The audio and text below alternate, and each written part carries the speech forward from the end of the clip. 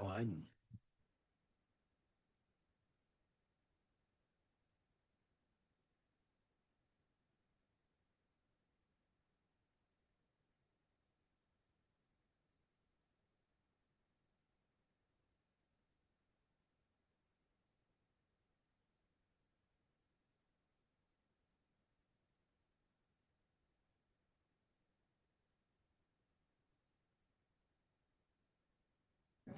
Perfect. Let's see. Okay. Good morning, everyone, and welcome. And today is Tuesday, May 12th, 2026, and I will now call the Gilpin County Board of County Commissioners meeting to order. First order of business is we'll have our agenda review. Are there any changes to the agenda? I have none. Okay, and having no changes to the agenda, we'll move on to conflicts of interest. If our county attorney, Mr. Messenger, would please query us regarding that? Morning, Madam Chair. Do any members of the Board of County Commissioners have any conflicts of interest with respect to any items on today's agenda? I have none. No conflicts? I have no conflicts. Seeing none? Then we'll move on to public or press comment. This is limited to 3 minutes for each person. And do we have anyone signed up? Okay, we have no one signed up here in the audience, here live. And is there anyone online who would like to speak? Commissioner Brewman, I do not see anyone has raised their hand. Okay. Seeing no one would like to speak today, we'll go ahead and close the public comment section and move on to our consent agenda. Are there any changes to the consent agenda? I have none. Nope. Okay. Madam Chair, I will move that we approve the consent agenda. And today it includes the departmental quarterly reports from various county departments, clerk and recorder April 2026 monthly report, resolution 26-045, authorizing the execution of real property lease agreement with Central City Opera House Association, and approval of minutes for the BOCC meeting April 28th, 2026. Second. Okay, having the motion in a second, all in favor? Me. Aye. And the consent agenda is adopted 3-0. And we'll now move on to the introduction of our new hires. And Shanda Johnson's not here. So we do have Crystal from Human Resources. Good morning. Good morning. Thank you for having me today. I have two teams here that have new hires that we'd like to introduce this morning. So we have County Manager and Public Works to come up and introduce the new hires this morning. Go first, huh?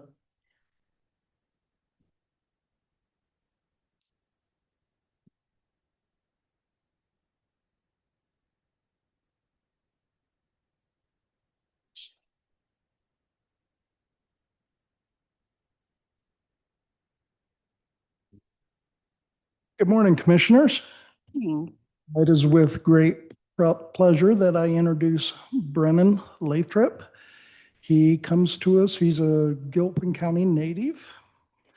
He graduated Warren Tech Automotive, and he is our new lube tire brake technician at Public Works Fleet. Brennan. Well, we'll start. Good morning and welcome. We're so glad to have you. Thank you. I'm happy to be here. Yeah, and this is a new position that we've got that's supporting the mechanics to lessen their load. Yes, Madam Chair. You want to tell us anything about yourself? Honestly, for my whole life, I wanted to be a surgeon because I've thought of always wanting to help people, but unfortunately I couldn't make that happen. So I decided to go to Warren Tech for auto tech to help people by fixing their cars. But my whole thing is, if I can help people, it makes me feel better about the world. Great, well, good. And transportation, since you're here, you know how important that is with the vehicles. So good. Well, thank you. And that's a great attitude. We appreciate it. You're welcome. Welcome aboard. Okay, Thanks, Jimmy. thank you. Okay, thank you, commissioners. Thank you, Photo, guys. photo up.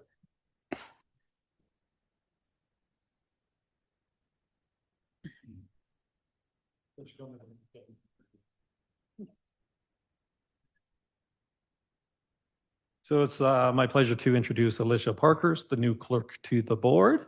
We had quite a group, an extensive group applying for the position, so kudos to her for getting the position. We're really excited that for her to join the team. If you could just say a little bit about yourself. Hi, my name is Alicia. I have experience working as a support person down at CU Boulder, as well as a teacher here at Gilpin for 10 years, and I'm excited to be here. Great. Well, welcome, and we're excited to have you. Thank you so much. You. Let's see. We get.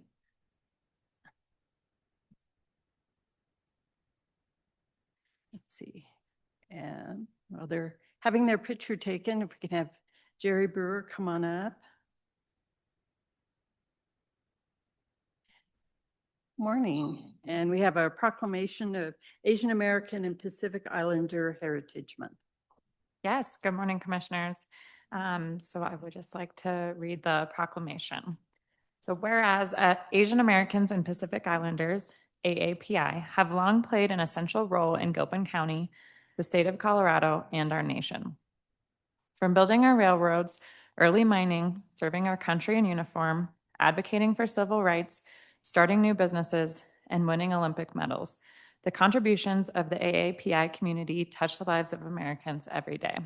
And whereas Gilpin County is proud to join in the national celebration of Asian American and Pacific Islander Heritage Month observed annually during the month of May, and invites Gilpin County residents of all backgrounds to experience these rich cultures and develop a deeper understanding and appreciation of the role Asian Americans and Pacific Islanders have played in our counties, states, and nation's history and continue to have today. And whereas, with origins dating back to 1978, Asian American and Pacific Islander Heritage Month highlights two significant milestones in the history of Asian Americans and Pacific Islanders: the immigration of the first Japanese individuals to the United States in May of 1843, and the completion of the Transcontinental Railroad in May of 1869, an achievement largely attributable to the Chinese immigrant workers who laid its tracks. And whereas, despite the immeasurable ways AAPIs enrich this country, we continue to see persistent racism, harassment, and hate crimes against these communities. Now, therefore, be it resolved that the Board of Commissioners of the County of Gilpin do hereby proclaim May 2026 as Asian American and Pacific Islander Heritage Month. And it's adopted this 12th day of May 2026. Thank you. Thank you.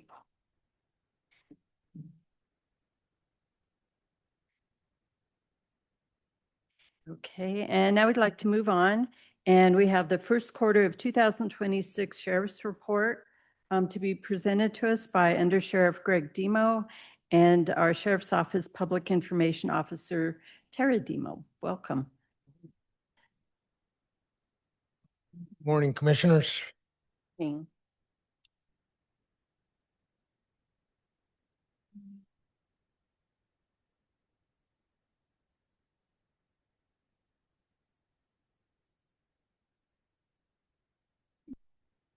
No worries.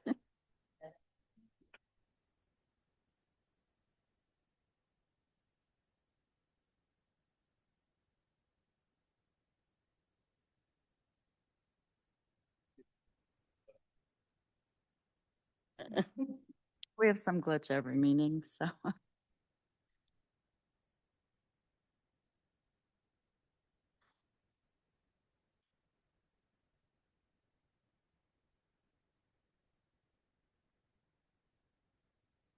So this is our Sheriff's Office quarterly report, January 1st through March 31st.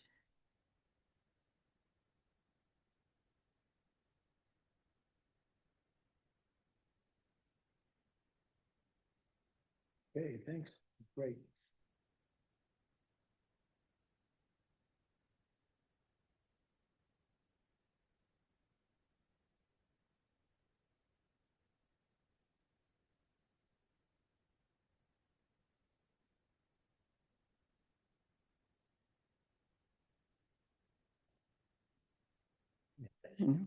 It's, it's not a meeting if your, tech doesn't give you a little few problems here and there.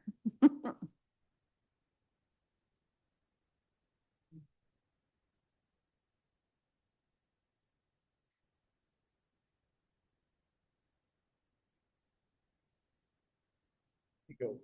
Way to go. Broke it.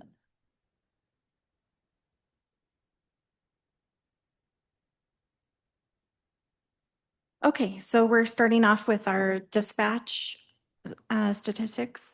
So for our 911 call volume, we had a total decrease of 10% from first quarter of 2025. For our total inbound calls, we had a decrease of 11%. And our total calls built in CAD, we had an increase of 67%.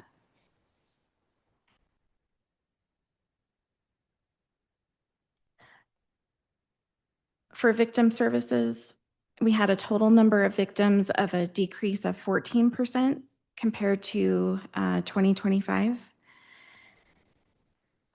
For our total number of victimization, we had a decrease of 24%. And then we have the breakdown of the totals by type.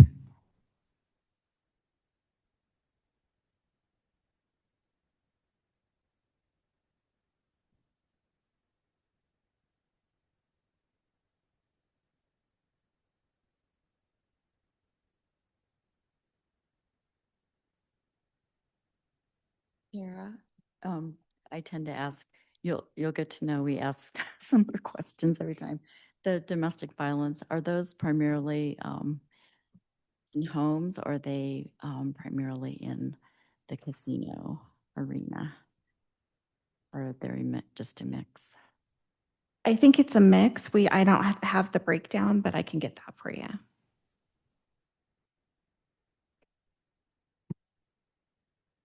So the victimizations are a breakdown of both our casino, Central City contract, our Black Hawk partners, our Division of Gaming partners, also our Parks and Wildlife partners, as well as the Sheriff's Office operation throughout the county. So there's not a specific breakdown of which jurisdictional boundaries account for which victims at this point.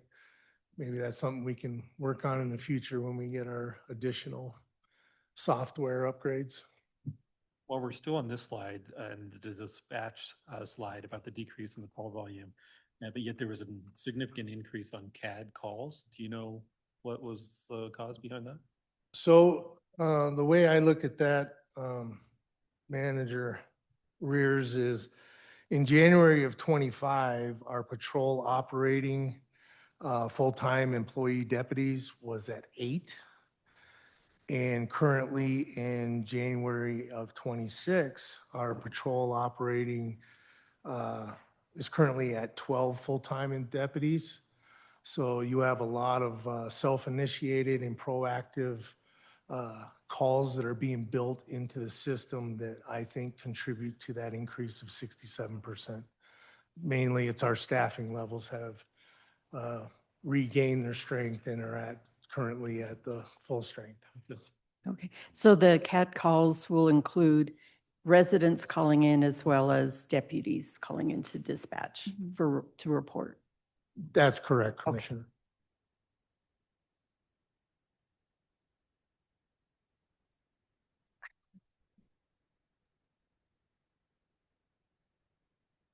Which one? Victim services. Are we going back to victim services? Other way. There we go. There you go. Were there any other questions on victim services? Yeah, you left it 3 days.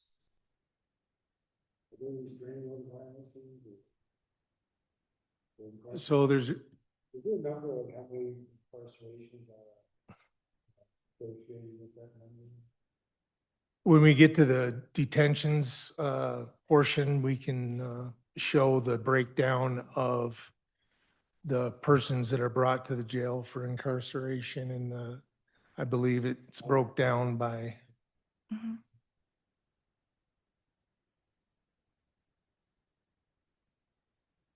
are we ready for the next slide? For evidence, we had a total increase of 63% for evidence booked in, a decrease of 25% of evidence disposed of, and in our total inventory, we had a decrease of 34%. For a body worn camera, we had a decrease of 12%. By month, for total inventory, an increase of 8%, and our total requests for body cam footage was a decrease of 18%.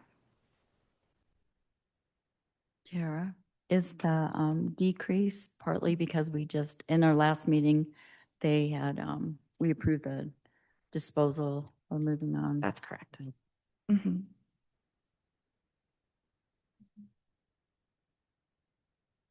So for patrol, we have a breakdown of the total calls by type. As you can see, as the undersheriff was speaking of, the proactive deputy actions was a total of 6,299. So we had a total calls of for service was an increase of 62%.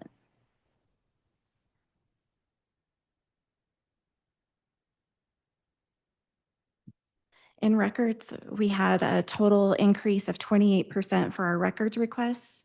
For our records destroyed per our retention policy, we had an increase of 2,948%. As you can see in Q1 of 2025, they had only been authorized to destroy 94 records at that time, but our current total is 2,865 records that we were approved to destroy. Can we go back to patrol for 1 second? Is it possible to, like on criminal mischief shooting complaints, are they wrapped up in one, or are the shooting complaints different? Is there a different figure for shooting complaints in that area there? Or is it all criminal mischiefs shooting complaints? So that statistic, Commissioner, is criminal mischief, which by statute is a crime. And just having a shooting complaint doesn't necessarily mean there's a crime being committed. It just means we investigate whether or not someone has a proper backstop, whether or not somebody is legally possession of a firearm in the county, things like that. So those are 2 separate calls put into one line item. Okay, so they all involve shooting complaints then? I'm sorry? They've involved shooting complaints in all of those? No. Okay, I was It just wondering what could, the. it could be Yeah. someone committed a crime of criminal mischief. They spray painted Okay. a street sign. That's criminal mischief. Or a separate call, somebody is shooting in a subdivision where we had to investigate. So that call is a separate incident and it's not necessarily criminal mischief. Yeah. So that's just the total calls of shooting complaints plus criminal mischief that are categorized in our SATR CAD system. I'm sorry, since we came back to this, I have a question regarding the proactive deputy actions. Would that include any kind of traffic stops? The reason I'm asking is, and we've talked about this before, is the concern lately well, not lately, but an ongoing about speeding and some of the reckless driving that's been going on. So would that be included in your proactive deputy actions? So proactive deputy actions could include things such as a traffic stop if Okay. it was initiated by a deputy who observed an infraction or a traffic violation and they initiated the contact. If it was a ready call report, such as, Commissioner, you observe somebody driving erratically down the roadway and you call that in, that would be a dispatched traffic complaint, which wouldn't be necessarily proactive because we're being told about an activity that we need to go investigate. Right. And this is what So, the deputy himself observes. correct. Okay. Also, this is our vacation checks. This is our casino checks. This is our subdivision driving around looking for trees and obstructions on roadways. This is looking for suspicious activity in our subdivisions. Those are the kind of proactive actions that are part of this statistic. These are, when casino checks are just when they walk through the casinos, and they count that for per casino or just, because my math says that it's about 70 of these a day. So I guess a lot of that would be the casino checks and stuff. And So it covers all the casinos of Central City that we provide service for as a result of that contract with the Central City municipality. So I guess to answer your question, yes, Commissioner, this is all the casino checks throughout Central City. I noticed so patrol is just Gilpin. You had mentioned that some of these statistics are a compilation of the different law enforcement, but this patrol is just Gilpin for either Gilpin unincorporated, assisting Blackhawk, and Central City patrolling. Correct. You mentioned that because I was just wondering the difference between the victim services and patrol numbers. So for example, they have domestic violence in 36 and then patrol has 6. So theirs is more global. Correct, Commissioner. The statistics that you're seeing from the victim services data reflects the cooperation and partnership of all law enforcement in Gilpin County that our Victim Services Division provides services for. And what we're discussing right now is just patrol activity from the sheriff's office, which also includes our contract with the city of Central, providing municipality policing. So that explains why their numbers are higher. Correct. Okay. And gaming related is separate from just the proactive. At the bottom, it says 554 gaming related calls. Is that So when the casinos call you for something? So gaming related calls, Commissioner, could be, we receive reports from casinos or citizens that have a nexus to gaming activity. I mean, there's a wide variety of things such as suspicious persons in the gaming district, theft in the gaming district, supporting our partners who provide the gaming regulatory stuff. There's a wide range of activities that would constitute gaming-related activity. May I ask too, death investigations 13, that seems high, kind of high. And is that the same number the coroner would report as well? I believe so, Commissioner. So the death investigations would be persons who have been found deceased within Gilpin County and our casinos who are tied into the coroner's office, and the coroner's office makes the report, and when their sheriff's office is involved, then we take that statistic as helping the coroner's office. And 13, does that seem high? Seems high, but. From my radio traffic in the last 6 months, I believe that's a fair assessment of the death investigations that we've had overall. Yeah, I don't think we hear as much about the casino ones as we do residents of Gilpin. That's probably true. And we also, including in that, Commissioner, is also our hospice deaths.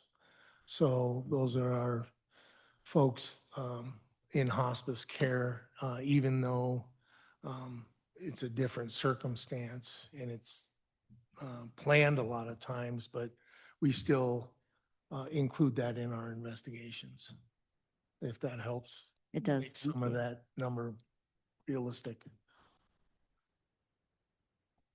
So just wondering, so is it it would be a big lift to, like the first one, disturbances, trespass, suspicious, and dogs, to break those down? And I'm just curious, like, about how many dog calls are in that 210, or? It's funny you mentioned that, Commissioner It Aiken. wasn't a joke. I came prepared for you today. No disrespect intended, sir. I'm joking. Out of that line item, which you see now, the data that I had to manually look at and pull was specific to dog calls from January 1 of 2026 through March of 2026, March 31st of 2026. So this is the first quarter of this year that we're covering. So we had a total of 49 dog calls. As you know, the dog operation for Gilpin County, we don't have an animal control division, so the sheriff has our deputies trained in how to handle certain incidences involving dog bites and things where we have to act and take quarantine activity, or hopefully it's returning a canine or an animal pet to its owner. That's our main goal here. But sometimes people can't be found, people can't be reached. So dogs are then transported to the Justice Center and held in safekeeping at the detention facility in the jail Sallyport. We do have kennels there. We also have a chip reader. So if an animal is chipped and is just lost or unsecure on its own property where it belongs, then we'll chip the animal and see if we can find an owner that way.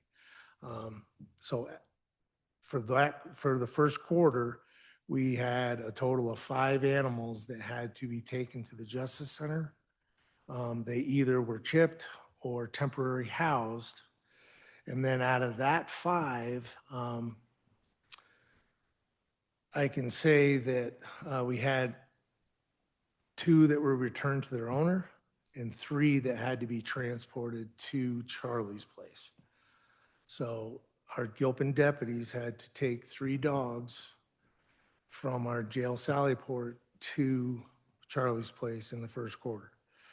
In addition to that, for the city of Central, because we do provide our law enforcement service under contract for the city of Central, we took 1 dog that was loose on the parkway causing a hazard not only to the canine, but also to traffic, to Charlie's place as well. So we took a total of 4 dogs to Charlie Place during the quarter.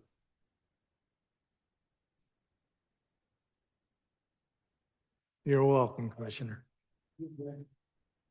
You had mentioned one time, we were talking and you said you had to keep canine for a couple days because Charlie's place was full at that time, or? I don't have verified, documented Okay. information in front of me. I had heard third hand that we waited approximately at least 24 hours for 2 spaces to become available at Charlie's place for 2 canines that were being held at the sheriff's office. I will have to We'll go put that- further and see if I can get documentation on that. We'll put that down as hearsay evidence. It's definitely hearsay at this point. I have another question on hearsay. As long as I've lived up here, I don't remember the sheriff's office having a dedicated animal control officer. Do you know how long it's been since there was one? So I do believe, Commissioner, I want to say in the mid 2000s. We had for approximately a year and a half, 2 years, an animal control officer that was paid for partially by Gilpin County, who worked both in Clear Creek and Gilpin County. I only know this because the person that performed those duties was a neighbor of mine. And she worked part-time in Gilpin, or she was a full-time officer, but she worked part-time in Gilpin, and the remainder of her hours were spent in Clear Creek, and Gilpin County did pay for her services. But again, I don't recall exactly the time frame, other than it was approximately 15 years ago. Yeah. And it was a pretty good expense to the county, if I remember right at the time. And that was under Sheriff Hartman and under Sheriff Bain back in that. Because time frame. so that person was an employee of Clear Creek, but we contracted and paid toward it. Correct. It was not a Gilpin Yes. County Yes. per se FTE. It was a contract through Right. Clear Creek to provide that service, having animal control here in Gilpin. All right. Thanks for giving us the correct information. You're welcome.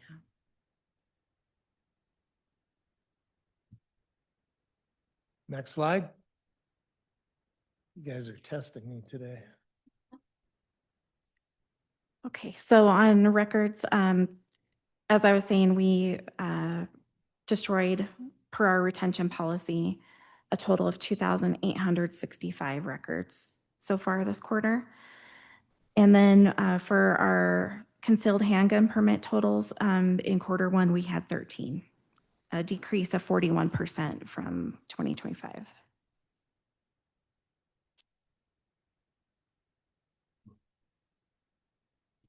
Next slide. Yes. For public information, for our Q1 top content, it was our mountain lion awareness post. We had 44,402 views. And even though the total views of our Facebook page were down 32% from December, compared to the first quarter of 2025, the total views increased 195%. The 3-second views increased 14%, and the total watch time increased 72%. So our top 3 posts were Mountain Lion, our hyper reach notification, and our partnership with No Animal Left Behind.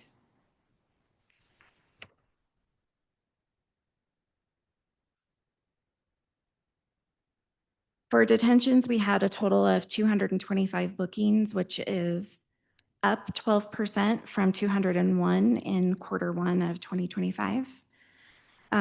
Of that, we have the breakdown of males 168, females 48, unspecified 9. And then the breakdown, and you can see on there, you were asking about the domestic violence related arrests or incarcerations. There were 11. Okay. Blackhawk Police Department had almost 34% of our bookings. Are there people that we go down, that Blackhawk arrests them, and then we go get them, or they bring them up to the county? So the way it works, Commissioner, is Blackhawk Police Department will arrest their own violators within the city limits. They usually go to their police department for an initial process. Sometimes it can be a screening for intoxication. This jail has strict standards on what we can accept and what we can't accept without a medical clearance, which protects not only the Blackhawk Police Department, but protects Gilpin County Sheriff's Office, our staff, and the county for liability. So out of this 39%, I believe it was. 33. 34. So that breaks down, Commissioner, to they brought 76 arrests that were accepted. I don't have the total number of persons that were arrested by Blackhawk that were brought during the quarter that might, because I'm out of that number, there's definitely some persons that the sheriff's office refused to take into custody due to various reasons, medical needs, or possibly not having appropriate documentation for a legitimate custodial arrest. There's different things that occur, but I can tell you that we accepted 76 arrests during the quarter.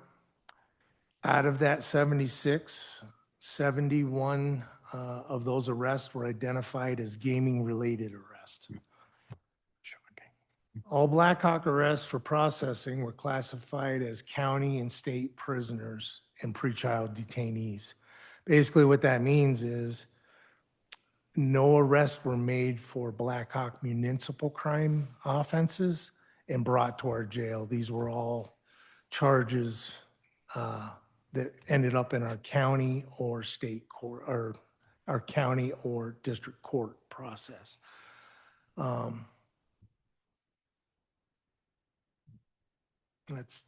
think that covers basically the breakdown of Blackhawk. Central City obviously does pay for our services. Going through the stats, I was able to find that Gilpin County deputies acting as law enforcement for Central City only arrested 2 individuals within the city limits and housed them in our jail for crimes or offenses that occurred within the city limits. So Do you know what the average length of stay or the range of stay is in the jail? I got to be honest, Commissioner, it's been a couple years since I was the chief running those reports, so I don't have the exact time frame. Back in 2022, 23, the average length of stay for a misdemeanor was anywhere from 7 to 14 days. And for felonies, it was around 36 to 75 days-ish. 700.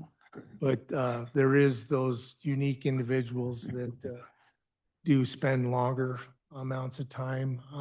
I can get you those reports.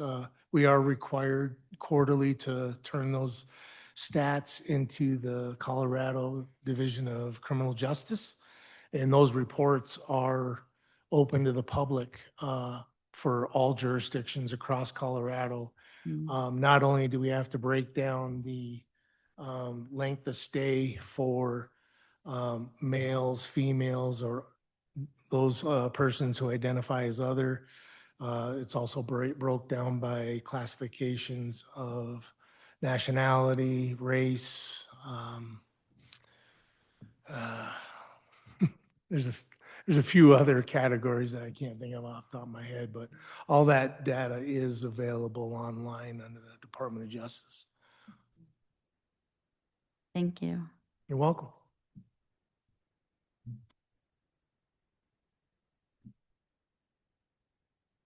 Continuing on detentions, we had a total of 3 Medicaid applications, 48 of the jail-based behavioral system. JBBS is jail-based behavioral services. Thank you. Thank you, Commissioner. And then our MAP program, we had 3 applicants for that. For the monthly revenue, we had a total of $16,384.68, which is a decrease of 9.8% from Q1 in 2025.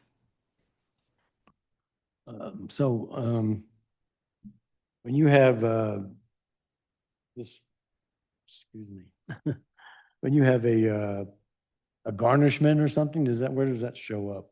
Does that go to you, the county, or I know an individual who had tax return garnished, and they said it went to Gilpin.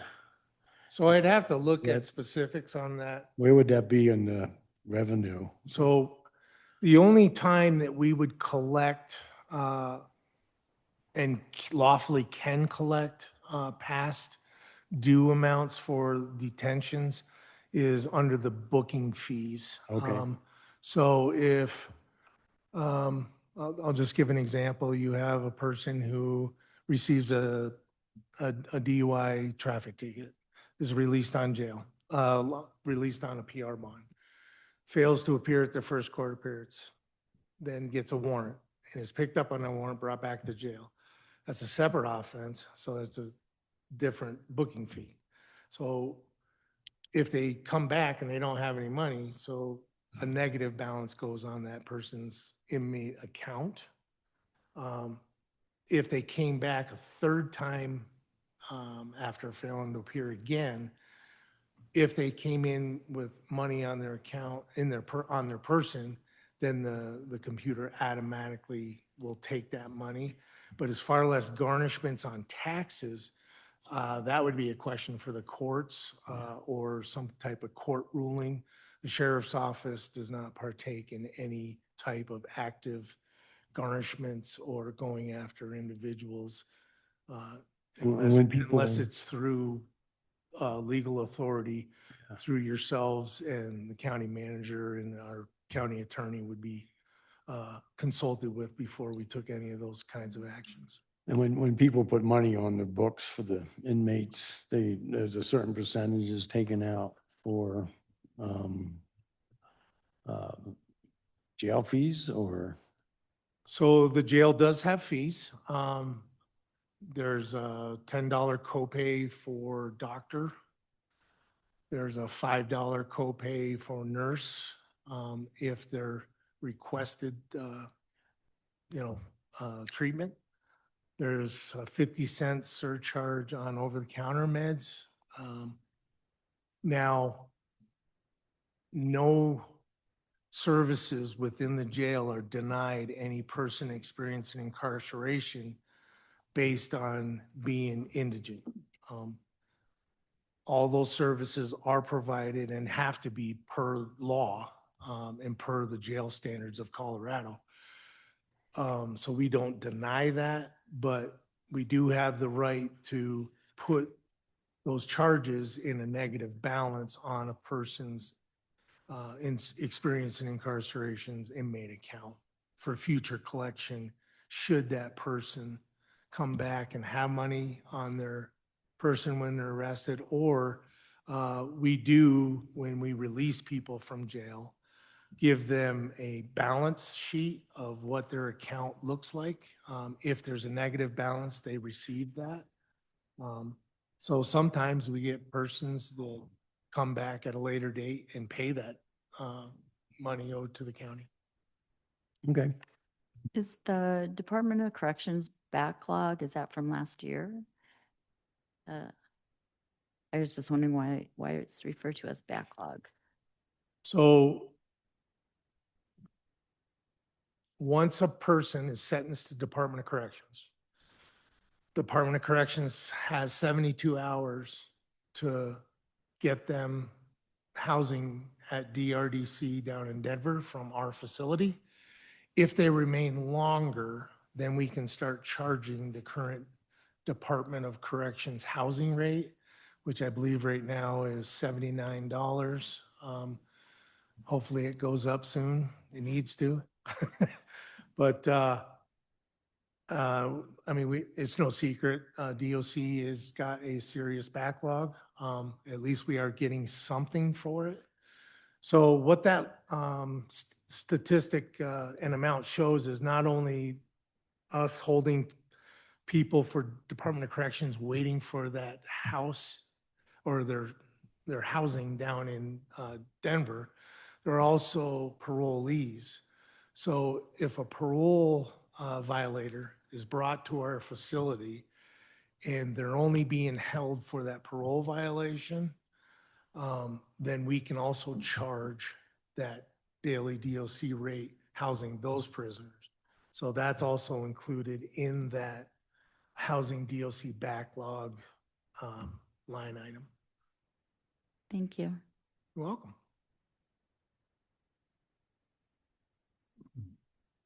On the last page, these are down here. I was looking at the So, Oh, and I'm sorry, this one here. so I got to tell you, Commissioner, that was not part of our presentation. That was provided to the packet as where we pulled data from in case, for transparency to the board. The sheriff's office wanted you to know that from this Excel spreadsheet is where we pulled the data for the presentation today. I will try to answer I just the have, question you have. I don't have that in front of me. that's so- okay.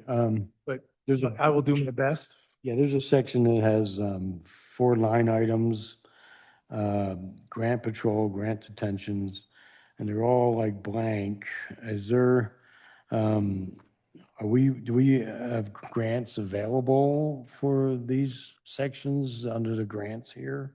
So those report, what you're looking at is an existing Excel spreadsheet. We presented today on Q1, which is the way I understand an Excel spreadsheet, you have columns and you have rows. Yeah, The first 3 columns would be January, February, and March. yeah.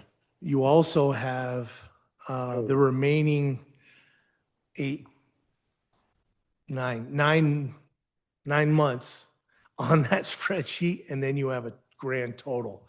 So a lot of those blanks are because we haven't completed the year. So I talked to Commissioner Hollingsworth offline. One of the things you'll see is average daily population on that sheet, Yeah. and it conflicts.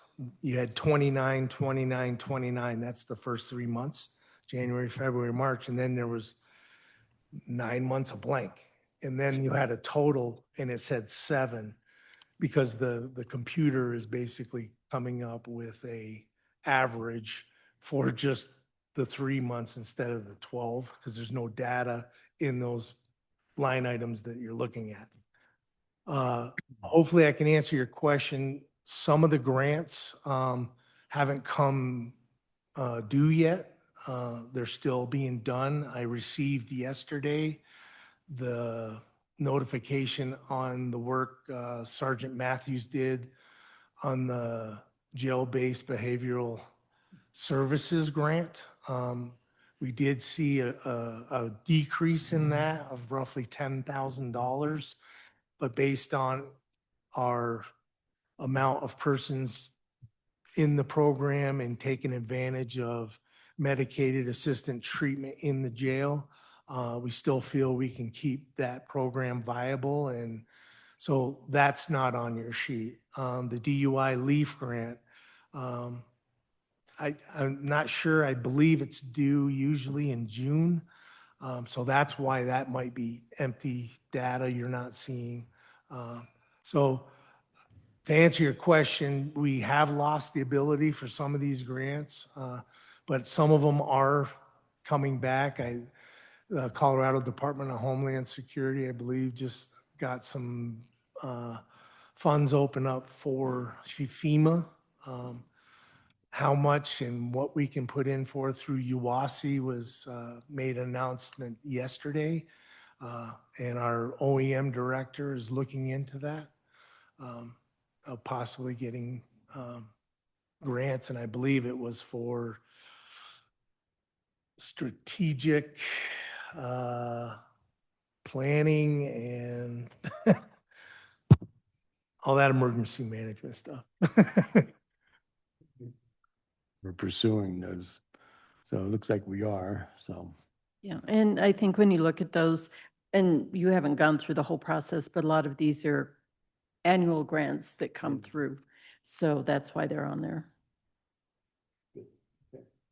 Like, for example, the post that gets paid later in the year. Mhm. Well, you bring us a new format, so it prompted a lot more questions. Great. I'm questioning my my goal of being more transparent and informative. Well, we always have questions, so it's good. But thank you so much. We appreciate it. And it always, gets the wheels turning. So we Well, I and it appreciate the helps. questions, Commissioner, and I think it's important that the community know what public safety is doing for the community and how we're making improvements within the office, trying to deal with the shortcomings of our budget and trying our best to find different ways to ensure the quality of service remains at the top level for our citizens. Yeah, and one thing that stands out to me that's really important is that, being fully staffed, having those additional 4 deputies, going from 8 to 4 with 4 more to 12, really makes a substantial difference in terms of service and, things that they're out there able to do. So that's important. And one important aspect of that too is wellness. Wellness is a big push right now for the sheriff and I. And having full staffing helps with mental health within our organization and reduces burnout for our staff. So, wellness plays a big role in whether or not you see the quality of service. So. That's important. Great. Well, thank you so much. We you. appreciate all your work on that. Thank you, Tara. Thank you, Commissioners. Okay. Okay, and now we'll go ahead and we'll look at Resolution 26-047, approval of Gilpin County's Human Services Core Plan. And we have Janie Barker, Human Services Director, and Marie Cosby, the Child and Adult Protection Program Manager.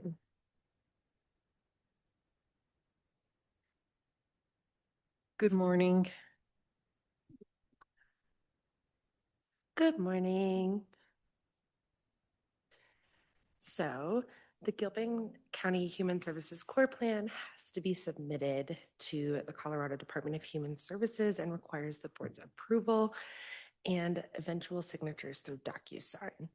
The core plan explains how the Gilpin County Human Services Department will provide services to families that are involved in the child welfare system to prioritize children remaining in the home with their caregivers, reduce risk for out-of-home placement, and reunification if out-of-home placement is deemed necessary. The plan explains the percentage of core funding that will be used towards several different predetermined areas, as well as any county design services. We're asking the board to approve the core plan and approve for Chairman Berumen to sign the document when sent through DocuSign. Okay, and do we have any questions or comments from commissioners regarding the core plan? I just wondered if you could just recap like the core areas of the core plan besides, you mentioned child welfare. It's all for child welfare. There are prevention services that are included, and then they list out, if I can find it, the areas that are required that we have contracts for.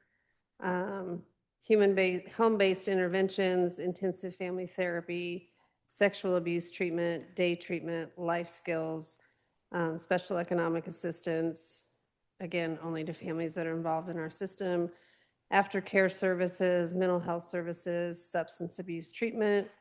And then we do have one county design service, which is our facilitator for our family engagement meetings. It is best practice within child welfare to meet with families together with the department, with a facilitator who's not involved in their case to try to help come up with solutions of what we need to see next and agreements on what the next steps are to ensure the safety of the children and the quick return of them home if that's possible. And if I could just add, prior to the meeting, I had a brief conversation with the Child and Adult Protection Program Manager about any changes in the program from previous years. If you could just kind of share a high level of the changes and talk about if the board elects not to approve this, where the costs will have to be incurred. So there are really no changes this year compared to prior years. If the board chooses not to approve all of the core services that we are required to provide by, state rule of volume 7, will have to come out of county funding.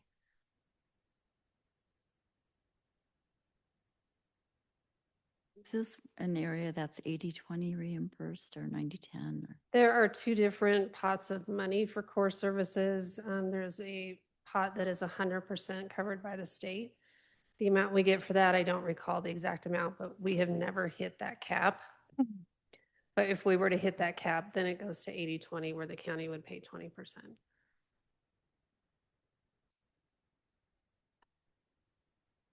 Mhm.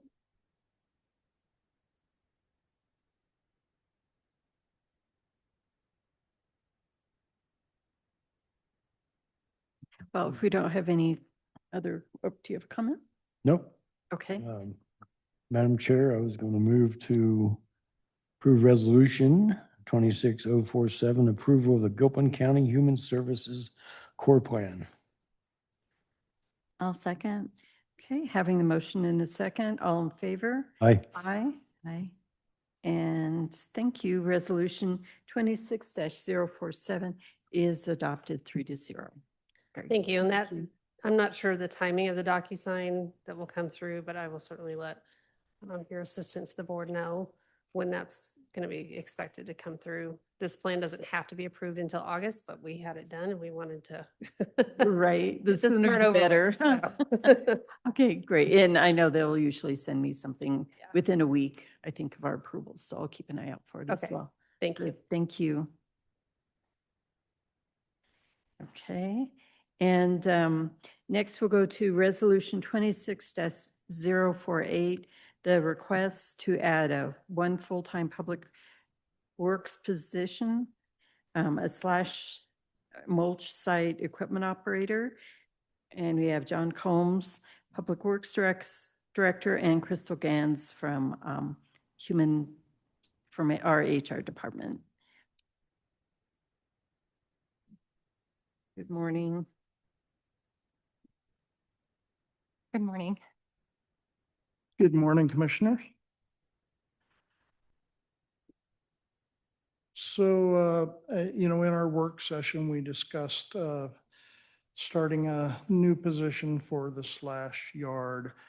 As we had discussed, the slash yard has increased over the years with the pine beetle infestation and the blowdowns that we occurred last year have really increased the amount of usage of the slash yard. I crunched some numbers for Manager Rears yesterday, and the same time period as last year when we opened the slash yard, April 23rd of 2025. During that same time period to this last Sunday, we have taken in 549 more loads of slash than we had in the previous year. And then on top of that, we have over 1,000 more loads because of opening early in April. So,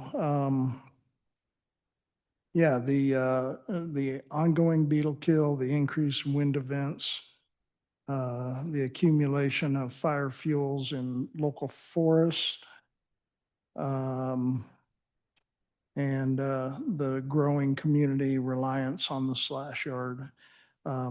It is a real need to have an equipment operator over there that can operate our roto chopper that we utilize to grind the slash into chips, as well as dispose of hot logs, beetle infested logs. And this would be a full-time position.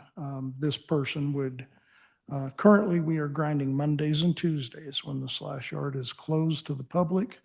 We do that for safety reasons. And we do grind 10 hours a day on those 2 days. So the plan is to allow this individual that we find to work 4 10-hour shifts And then on Wednesdays and Thursdays, they can assist in the yard with pushing up the slash, as well as hauling of chips down to the vendor that accepts our chips for free currently. So that's the overall plan. The financial impact fees, this full-time position would be a minimum of $97,541 and a midpoint of 108, with a maximum of $119.59. That is the same pay rate as an equipment operator in the road and bridge department and the solid waste trash transfer area. And those figures include benefits, of course, so not just the base salary.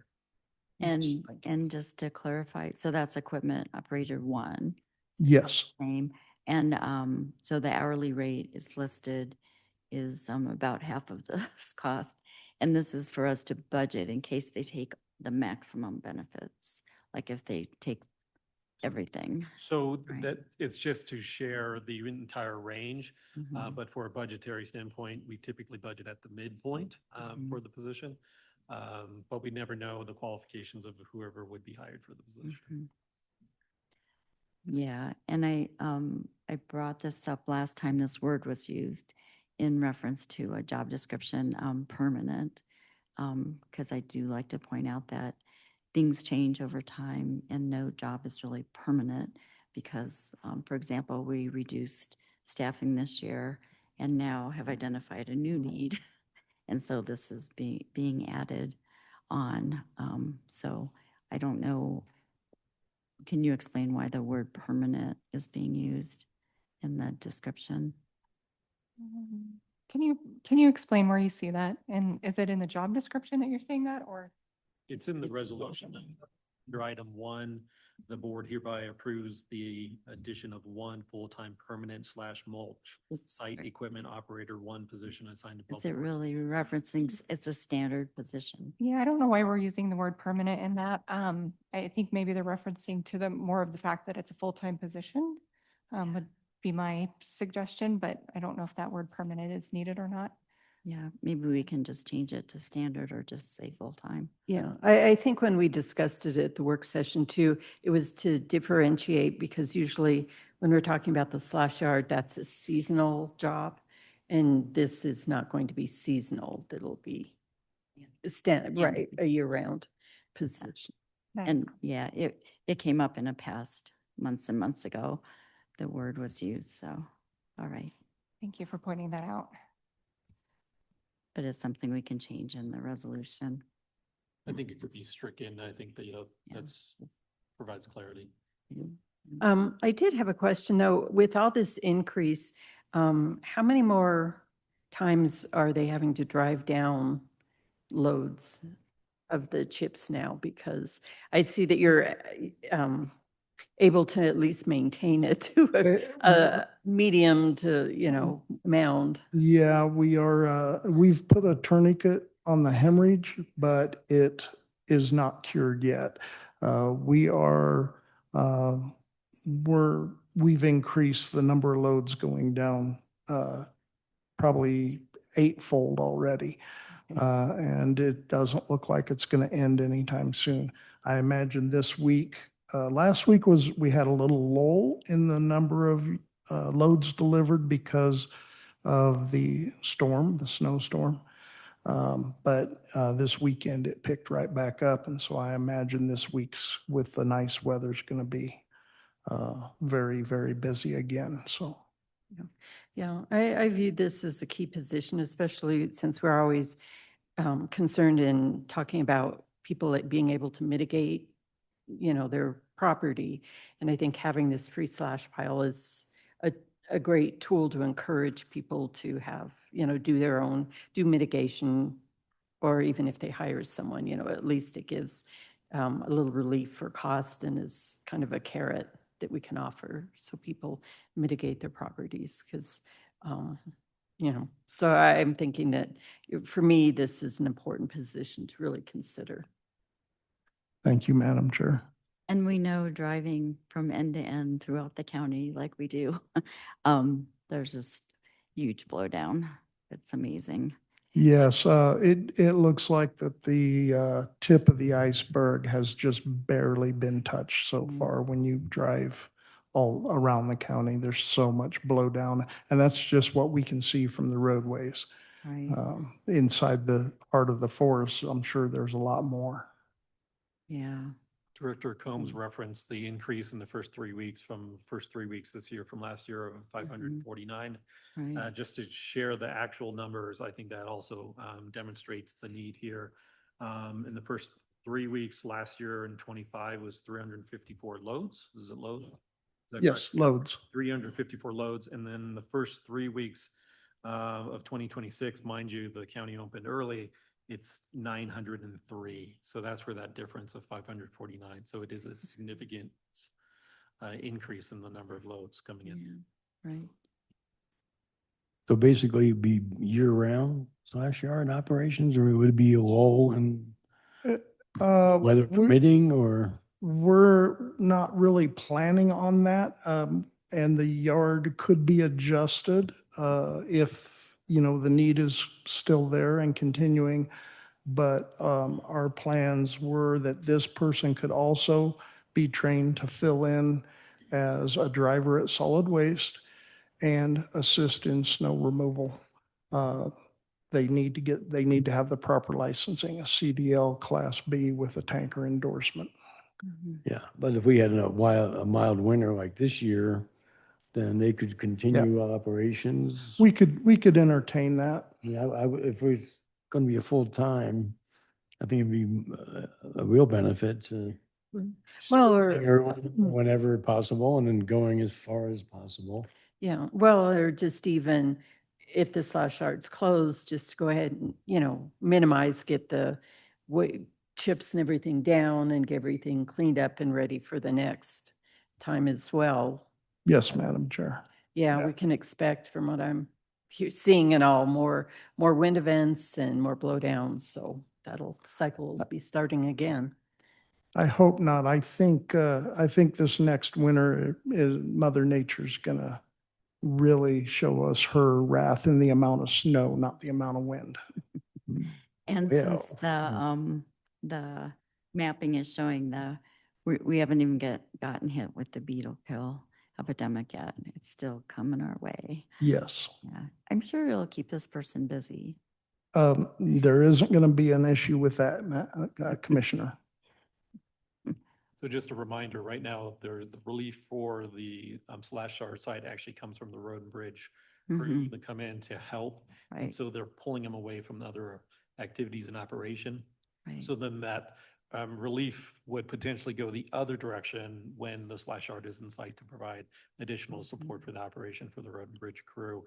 But there's clearly more than enough work in the slash site, given what's going on now, the normal operation and then the increased activity. Yeah. Would this person help with any mitigation on county property? Is that a possibility? They'd have to be trained? Well, the issue with mitigating is for safety reasons, you never want to have one person doing that project. But this person could assist another road and bridge person in doing mitigation on county property. Just because it's a total safety issue to have one person cutting trees and loading slash and Sure. logs and everything by themselves. So yeah, we never send one person out to do that task. Right. And so I guess my question was more if they could also flex and do some of that work, if they needed something to do, because Oh, yes. Yeah, we know we have blowdown on county property. we too. do. Yeah.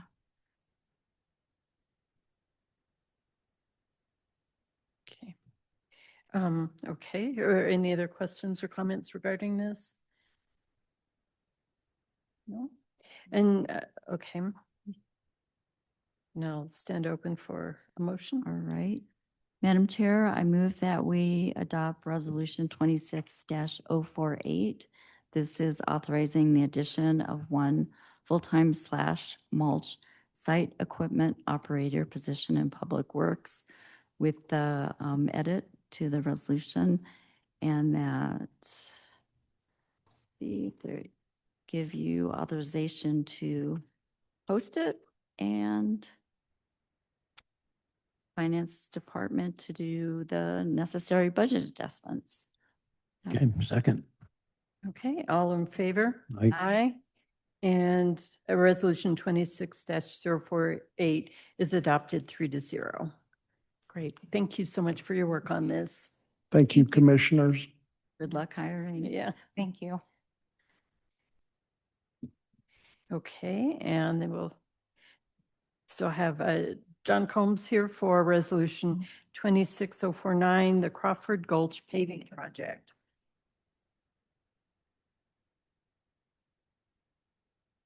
Okay, so Crawford Gulch, the county section extends from Highway 46 and proceeds northeasterly, mainly north, along Crawford Gulch Road. It is one of the county's very few paved roads. It's approximately 1.2 miles long. I had a supervisor from Jefferson County reach out and ask if we would consider piggybacking on board with them to pave Gilpin County's section of that roadway. And this came late in the game, and I asked him for a bid, and he submitted one. We didn't have time to put out an RFP because of the time restraint. They're looking at doing this project next month. And so just for due diligence, I asked Andy Decker to put out requesting some proposals for getting this project handled. And we reached out to two paving companies, Martin Marietta being one of them, and they denied putting in any kind of a formal bid to us. Pretty small job for a paving company. It's only 1.2 miles. However, we did receive a bid from Asphalt Paving Company, and the Asphalt Paving Company bid came in. It was less than Jefferson County's bid, but it is a private contractor where, you know, we can enter into an intergovernmental agreement with Jefferson County, and you know, that's an easier process to move forward with.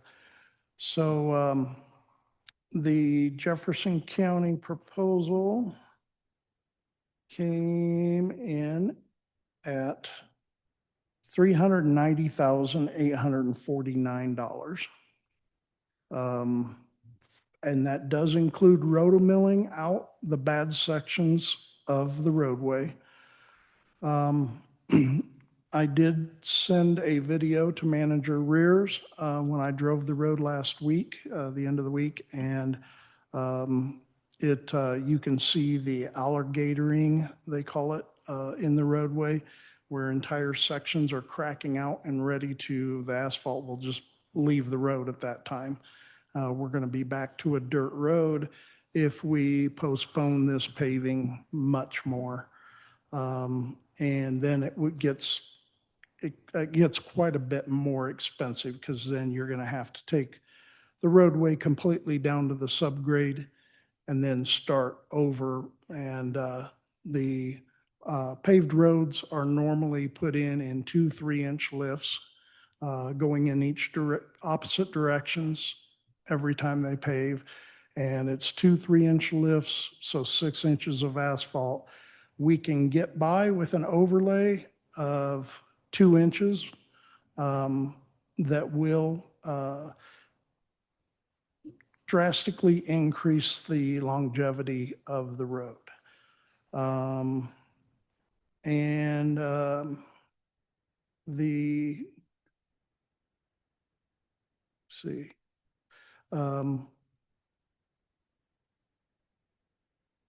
yeah, so far to date from the Colorado State Parks visitors, impact fees, we have received total revenue for 25, we received $42,396. Is what we've gotten from the state park for last year. So, you know, we hopefully can be looking forward to that in the upcoming years or maybe even more. And budgetary wise, the budget would allow for it. It would just increase the 26 budget estimate would increase to where we would have to be given a larger shot in the arm from the general fund. Brett, Ray? Let me just expand on kind of the finance end if you have any questions, but the projection when the budget for 26 was finalized anticipated more spend than was realized. And so a greater amount was moved into the Public Works fund balance, an amount of $288,332. So that could offset a portion of this project that is not budgeted for 26, because of course we did not know it existed. So that portion of the funds could come from that anticipated increase in the fund balance. There's also so you have essentially the two options. There's the agreement with Jefferson County. The cost of that is the $390,849.42. For APC, the original bid of $319,680, and then there's a supplemental that was just received yesterday of a lower bid, and that's $299,872. I would just ask Director Combs to share what the difference is between the two APC bids of the 319 and the 299 for the board. Yeah, and the second APC bid we received, we weren't expecting that at all. They're really hoping to get the contract. They're also, they have submitted their bid proposal to to the CDOT to pave Highway 46. So this would be just an add-on for them just to turn and go up Crawford Gulch and back out and continue on Highway 46. That is going to be done this summer. The contract has not been awarded yet, but APC is hoping to get that contract. And in their contract, there was an addition of HMA paving and leveling. That is something that we would have to agree to have done, because what that basically does is they come in prior to the actual laydown machine and they prepare the subgrade. Really bad spots, they will go in and put a layer, a good foundation underneath that, so that it doesn't just break out the new asphalt within a few years. You know, no different than building the house. Your foundation is the core of the house, and this would, that's what the extra $25,600 is for. And we definitely would need to do that. So that did bring their bid total up to $299,872 for the asphalt paving company. Okay, but that would increase the longevity of that road Oh, for them doing that. absolutely, yeah. Oh, okay. And so they'll be doing that instead of rotomilling as Jefferson County is, or will they be rotomilling as well? In their In their contract, they don't have roto milling Okay. in it. So I would say more than likely not, they would just go in and do the patchwork underneath for the subgrade. Okay. So are the two bids apples to apples? Really and truly, they are. I mean, Jefferson County is going to roto mill because they're going to roto mill their section. I drove some of their section too, and it's nowhere near in the state that the Gilpin County side is. It's held up better. I think they have done repairs to theirs in the last 15 years where we have not touched ours. I believe everything I could find said that our original paving was done, I believe, in 2002. So it is 25 years old. And our section leads to the visitor center, so it gets higher use for a shorter amount of time. Yes, it does. Our section serves approximately 11 county residents. So, you know, it's not as far as our residents go, it's not a high-use road. But it is part of the state park and, you know, they have visitors that come through all the time, as well as some of the Jefferson County residents use our roadway to access Highway 46 and go on down Golden Gate Canyon. And we were around at the same, so you know, I was on the working group for that Senate Bill 59, and the purpose was to bring in some money through the day passes to use for roads that lead to state parks. So this is a really good example of how to use it. Absolutely, Commissioner. The impact fees of 44,000, is that just for the Crawford Gulch? No, that's from both sides of the state park. The kiosks at the Gap Road side, the very north end of Golden Gate State Park. And then, of course, you have the kiosks on the south end of Golden Gate Canyon State Park. And that's the only funds we get, and that's the only money we get funds from is the kiosk use. When you sign up for an annual parks pass, the counties don't get any of that funding. Yeah, and that's that additional $29 on your registration. That we did try to get that in there through the Yes. CCI. Yes, I understand. Yeah. Got beat back. Yeah, currently we receive $2 for every day pass purchased at the kiosk. That's what that separate Senate bill did in 23. Yeah. And sometimes we get a benefit from the Keep Colorado Wild because the money gets put in a pool and then it funds grants, and sometimes we get grants in the county for projects. Yeah. Recreation related. Yeah. Sorry to bring this to the board on the 11th hour, but you know, I think we have a unique opportunity here to do a major road improvement. And this road improvement has been talked about in Public Works since just before COVID hit in 2019. Mm-hmm. And of course, because of COVID and then because of other budgetary items, it kept getting pushed back and pushed back. Other priorities just kind of kept coming up Mhm. from that. But it seems too, since APC's, you know, going out to bid 46 as well, that's to our benefit because it lowered the price for us. If So we get it. If they get, well, Yeah. Yeah. I have a question. What does Jeffco think about us using a different vendor than they are? Well, they really don't have a whole lot of say in it because it's our portion of the road. It would be nice if they were done close to the same time, but you know, if they're a month apart, that's not gonna, even 4 or 5 months apart, because when you're paving, you'll just do a transition from your new level of road surface and transition it down Mm-hmm. to the county line.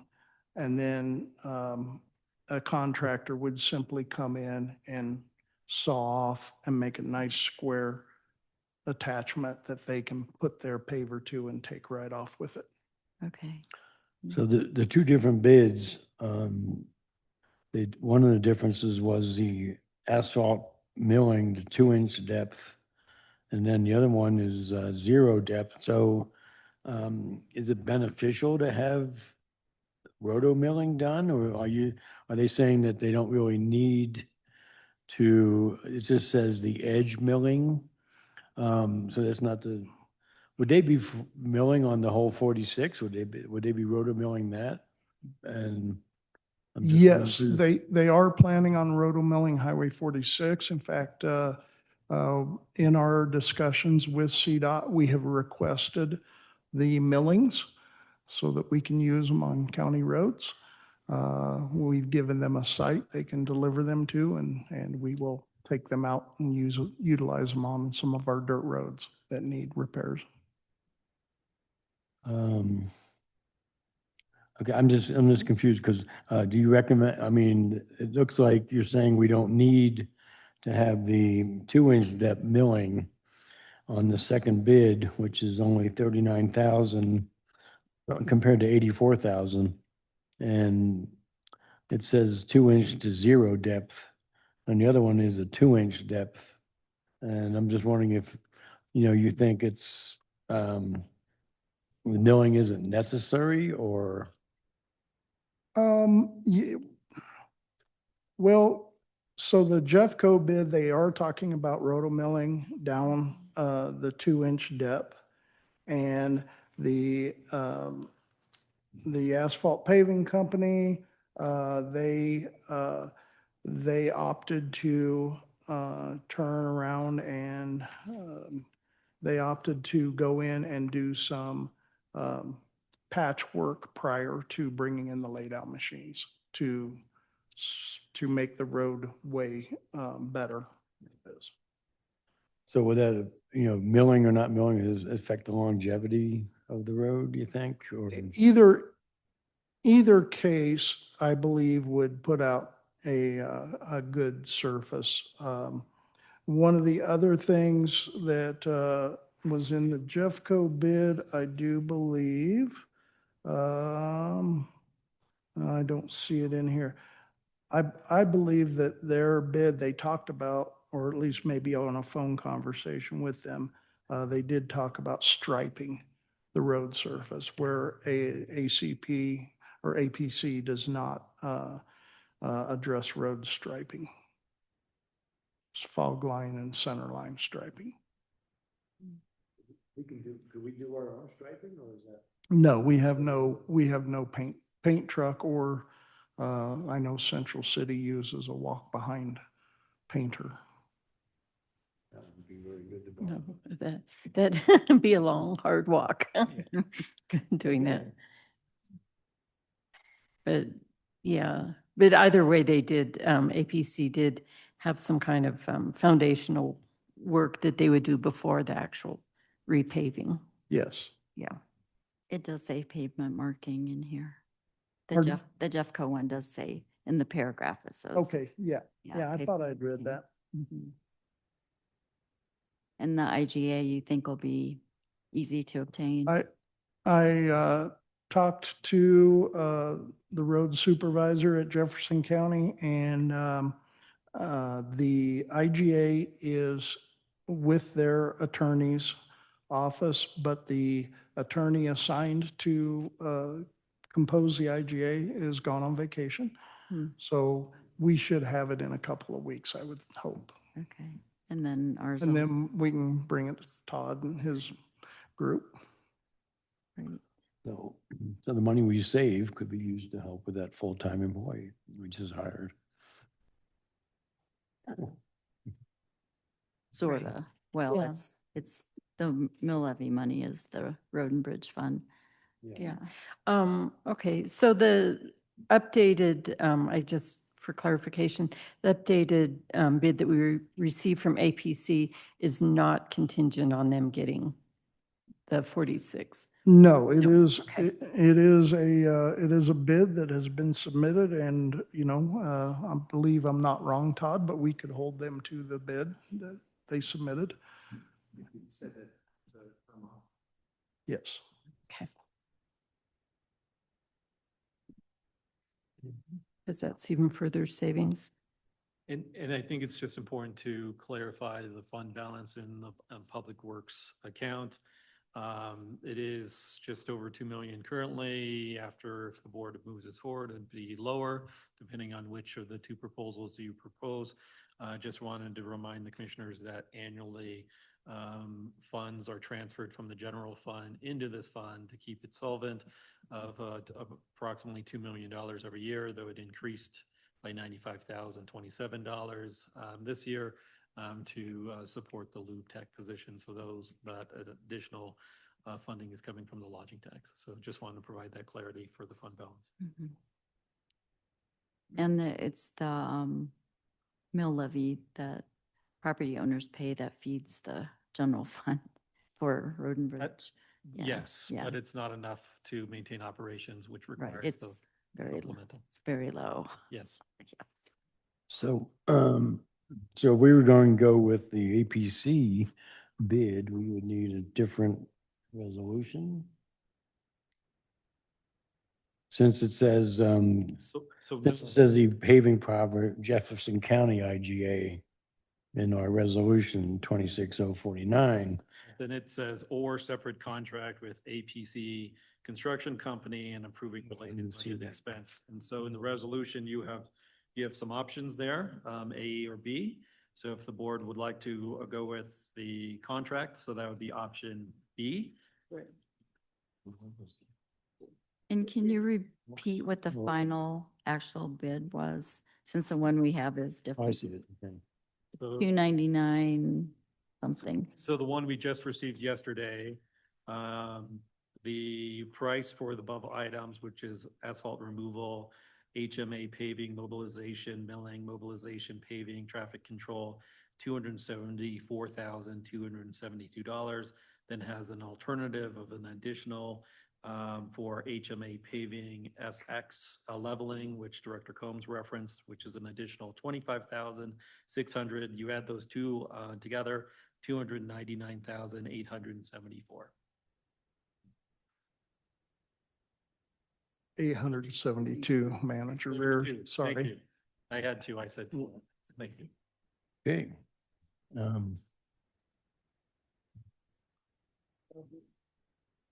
Open for motion if someone's ready. Okay, so I move to. Can I say approve. one more thing? Are we going with the second asphalt Um, bid? I just wanted to also say, I know that if people are listening, they might be wondering why it seems like we're leapfrogging this Yeah. ahead of South Beaver, but South Beaver is still under the study and that is a whole big project to help remedy the water issues. This is a Yes. resurfacing that needs to be done periodically, and it has that great partnership. Yes, Commissioner, Okay. and this has been looked at since 2019. Okay, So it's been 8 years in the making just coming to- up. just Oh, to yeah. throw some more information Mhm. out there. Absolutely. Thank you. Okay, so I would move to approve resolution 26049, option B with the asphalt paving contract. The county manager is authorized to execute the finalized agreement upon review and approval by the county attorney of the sum of $299,872. I'll second that. Okay, having the motion and a second, all in favor? Aye. Aye. Aye. And we've got resolution 26049 adopted 3-0, and that's choosing option B, the APC bid that we received. Thank you, Commissioners. Appreciate your time. Okay, Yep. thank you. Thanks for getting, looking into that and saving us some money.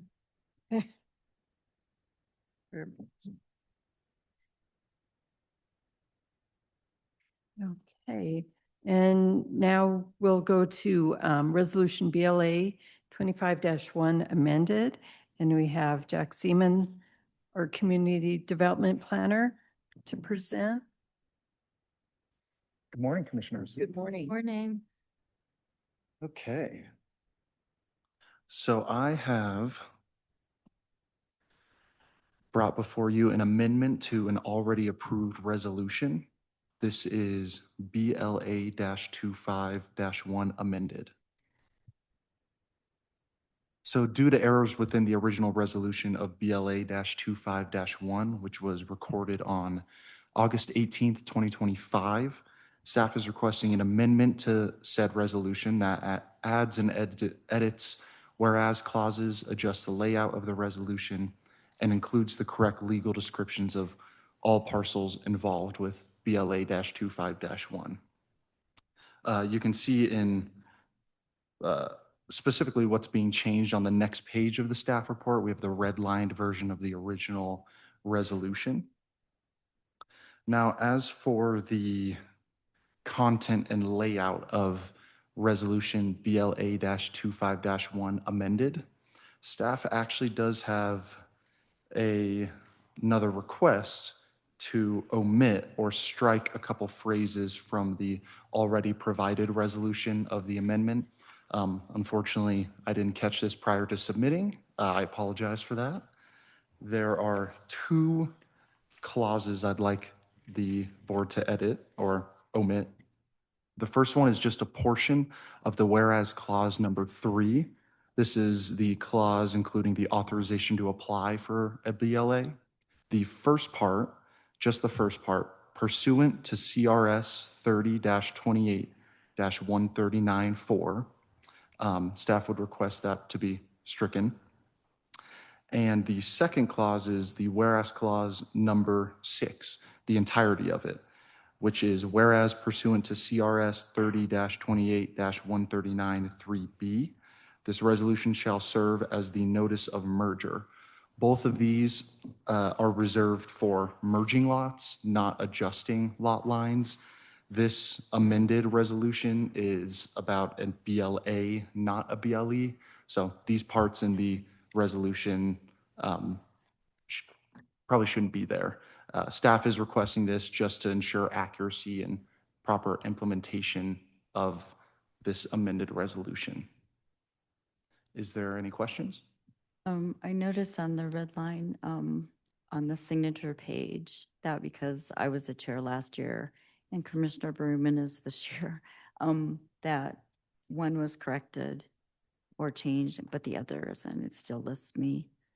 So It just to make does- sure that when it gets signed, it gets changed in both parts. Yes, and it should. It's Yes, you are. under the acknowledgement, just Yes, in the, if we're correcting errors, we don't need to have one in. of course, yes, you're right. The second page of the amended resolution does state Sandy Hollingsworth. So that would also be changed to Susan Berumen as well. Sorry, it looks like on the packet I received, it's, One was changed and one is not. oh, okay, maybe further down. And Yeah. if you look on where it says acknowledgement. Right above where the Oh, notary okay. stamps, it does say that. I apologize. Okay. Okay. We're also going to need to amend that line to reflect the new clerk to the board position and that name on those signature lines. All right. Yeah, now that we have. It'll be your Even more first time changes, being huh? listed. And just to clarify, so this doesn't affect anything that we made the decision based on. This is just Correct. correcting things that should have been. Yeah, corrected. and really quickly for clarification's sake, the assessors actually sent us back this BLA prior to finalizing it, just due to the incorrect legal description on one of the deeds of the included parcels. So staff had reached out to the applicant to fix that deed, and that kind of passed, having to change that in the resolution, past that threshold from like, a Scrivener's error into a full-on amendment. So with that, staff decided to update some other things too, adding the reason why we're amending it, as well as just accurately portraying what is the before and after, or the proposed and the existing conditions of the site. So the assessor staff caught it. like- Correct, Like yes. they did in the one that we did Yeah, earlier this And year. Okay. just also for clarification, that has kind of been a recurring theme. So moving forward, staff is kind of trying to create new, operating procedures to talk to the assessors. So this doesn't happen where it goes all the way through before it comes to the board. Correct. So That sounds good. hopefully in the future, this will not be as much of a problem. But ultimately, it's the applicant's responsibility to provide a correct legal description to the county. It's not the county's responsibility to confirm that ultimately, since they're the ones supplying that, and they would be relying on a Colorado licensed surveyor to confirm a legal description. So there's that element. as But well. it is our duty to pass things that are correct. It is important to Yeah. have it, Right. have it correct, but there is a certain reliance on the surveyors. Right. But, and given the confusion though, too, I know with different changes and all that, there have sometimes old information still in a system somewhere that inadvertently will get pulled up. So it's always good to double check. Yeah. Having that redundancy is never a bad thing. Okay, so any other questions regarding this or comments? And we'll be getting a clean version, a fully corrected one. Yeah. Okay. Okay. Are you ready for motion? Yes, if there are no Oh. questions. Did you have any, Commissioner Aiken? Any more questions? No. Okay. Madam Chair, I move that we adopt resolution BLA 25-1 amended with all the aforementioned changes that will be incorporated. A second? Oh, sorry, second? Okay, having the motion in a second. All in favor? Aye. Aye. And congratulations. So we have resolution BLA 25-1 amended, adopted as amended. Perfect. Great. Thank you, Commissioners. Thank you. Okay, and next we'll move on to resolution 26-050, a request to apply for a treasurer's deed due to outstanding taxes. And we have Mary Lorenz, our treasurer and public trustee, to present. Good morning. The green light. You want the green? Just there. Now you can hear me.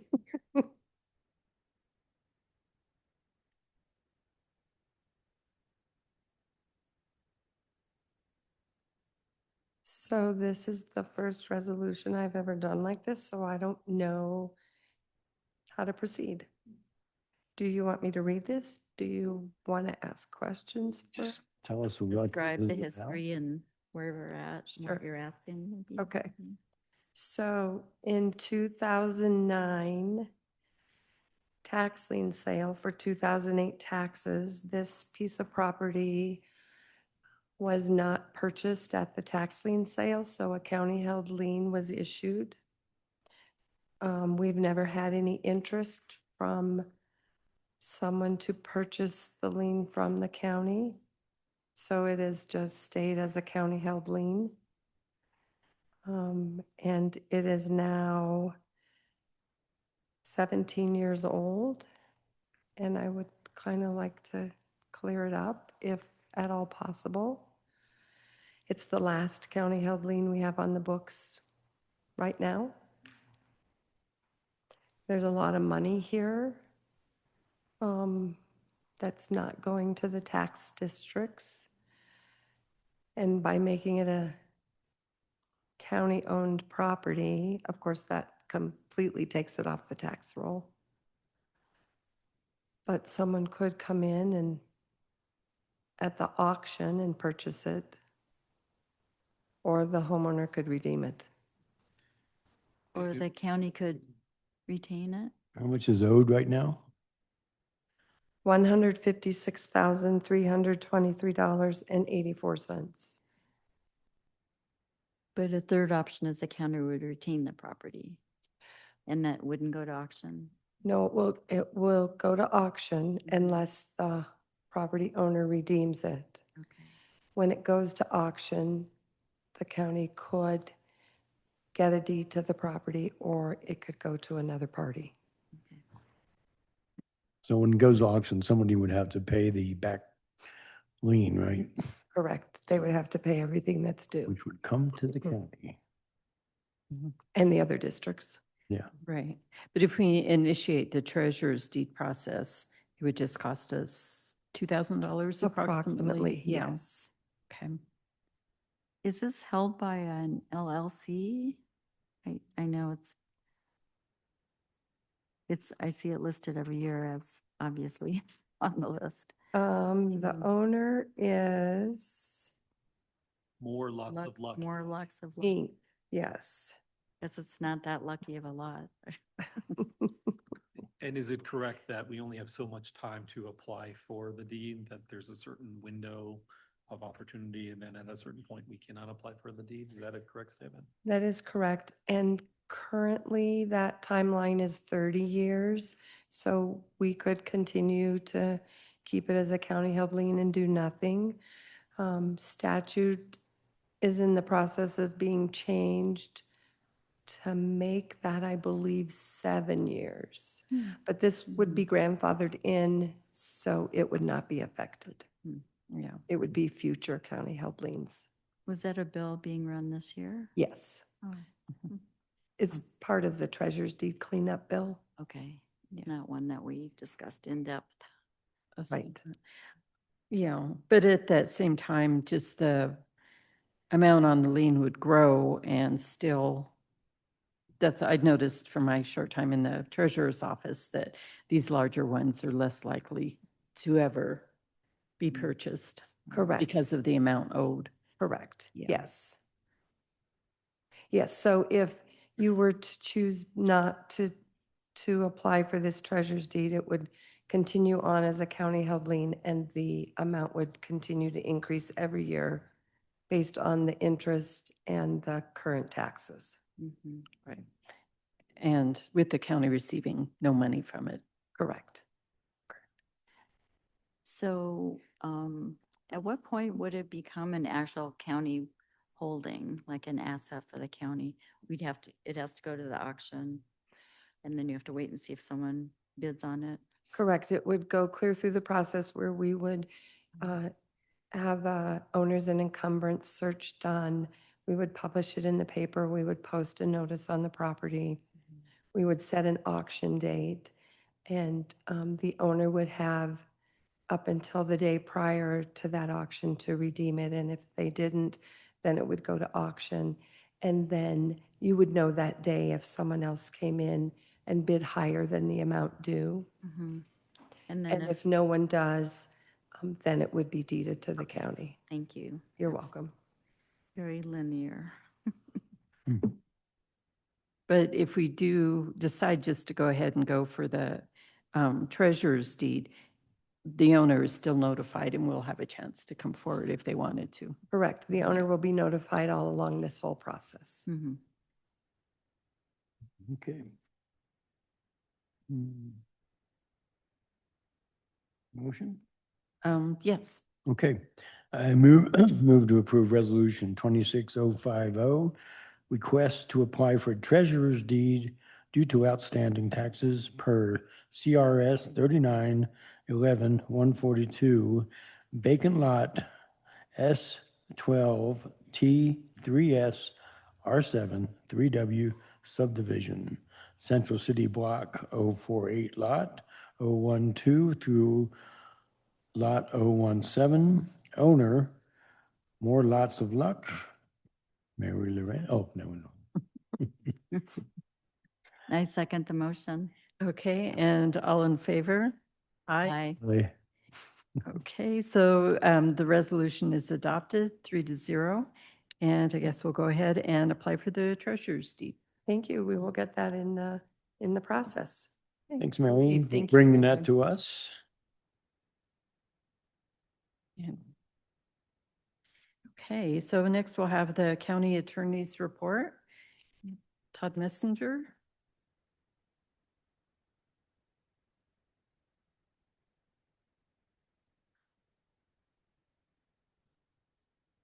Madam Chair. Since our last meeting, we have worked on the Employers Council Agreement, which I think we're in final form now today, the Child Support Enforcement IGA. We are working on some short-term rental amendments. I know there was some interest in dealing with fires at short-term rental properties. As we look through it, short-term rentals are an evolving area, as one can imagine, of law. And so we are working on some additional conforming amendments to deal with that. In the hazardous properties ordinance, we're kind of holding back for the effective date of the county enforcement bill, which, as we understand it, is going to be on or about August 12th, 2026. If the governor signs it, it may be a little bit earlier than that, but we want to make sure that if we bring something forward, it will comply with those new enforcement procedures, which again are simplified. We've also provided legal advice and research relative to litigation and other matters that are confidential under the privilege. Some code enforcement issues. We've been working with the road committee.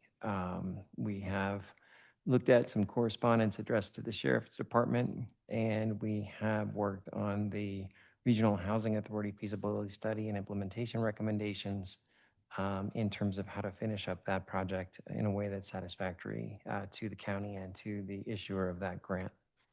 Other things we've been working on are the revisions to the land use code. We met with the Planning Commission after the meeting with the Board of County Commissioners on April 14th, and we will meet with them again tonight.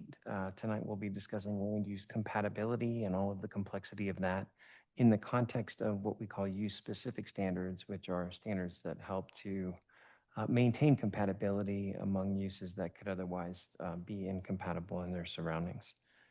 So that is kind of sum total where we are as of this week, and we're here to answer any questions you might have.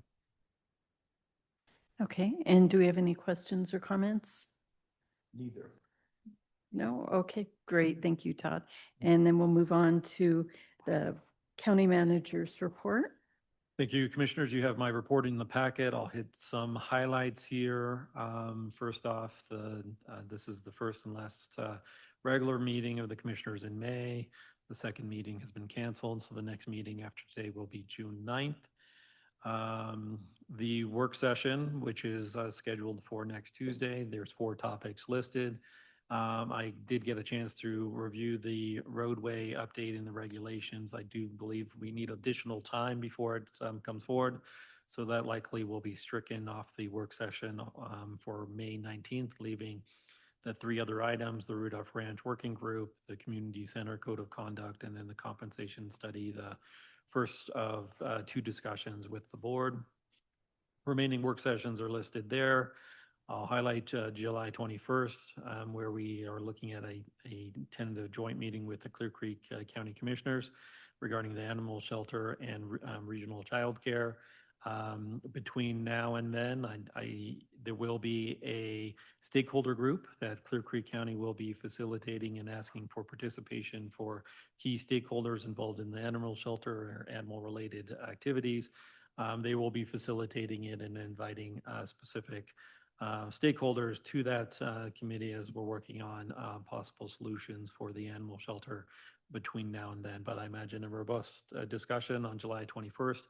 At this point, it's likely going to be in the afternoon since Clear Creek County Commissioners will be meeting in the morning. I offered that we actually go to Georgetown since we didn't go last time. So that is the tentative plan. I'm waiting for confirmation on that moving forward. The Clear Creek County shooting range, looking like the opening date will be in June. We had a busy week last week related to the storm calls and storm activity.